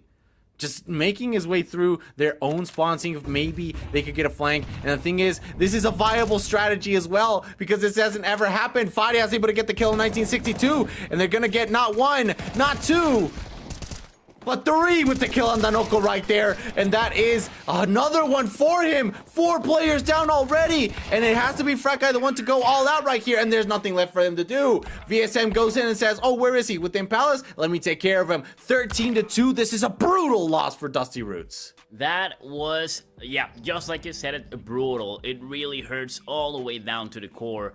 Dusty Roots was unable to do anything at all, not only on the first match, but on the second one. You can tell they actually told themselves, you know what, this VSGM, whoever he is, guy, he is just way too good. We are just gonna have to give up. And you can tell that they just weren't really feeling in the zone. They were making a lot of mistakes on the opportunities that they had, and that just pretty much translates to what we have right now. 2 points in the global scoreboard for Tropa do VSGM, so they actually get the pass to the next phase of the tournament, and also we have the 6-13 and 2-13 on Mirage.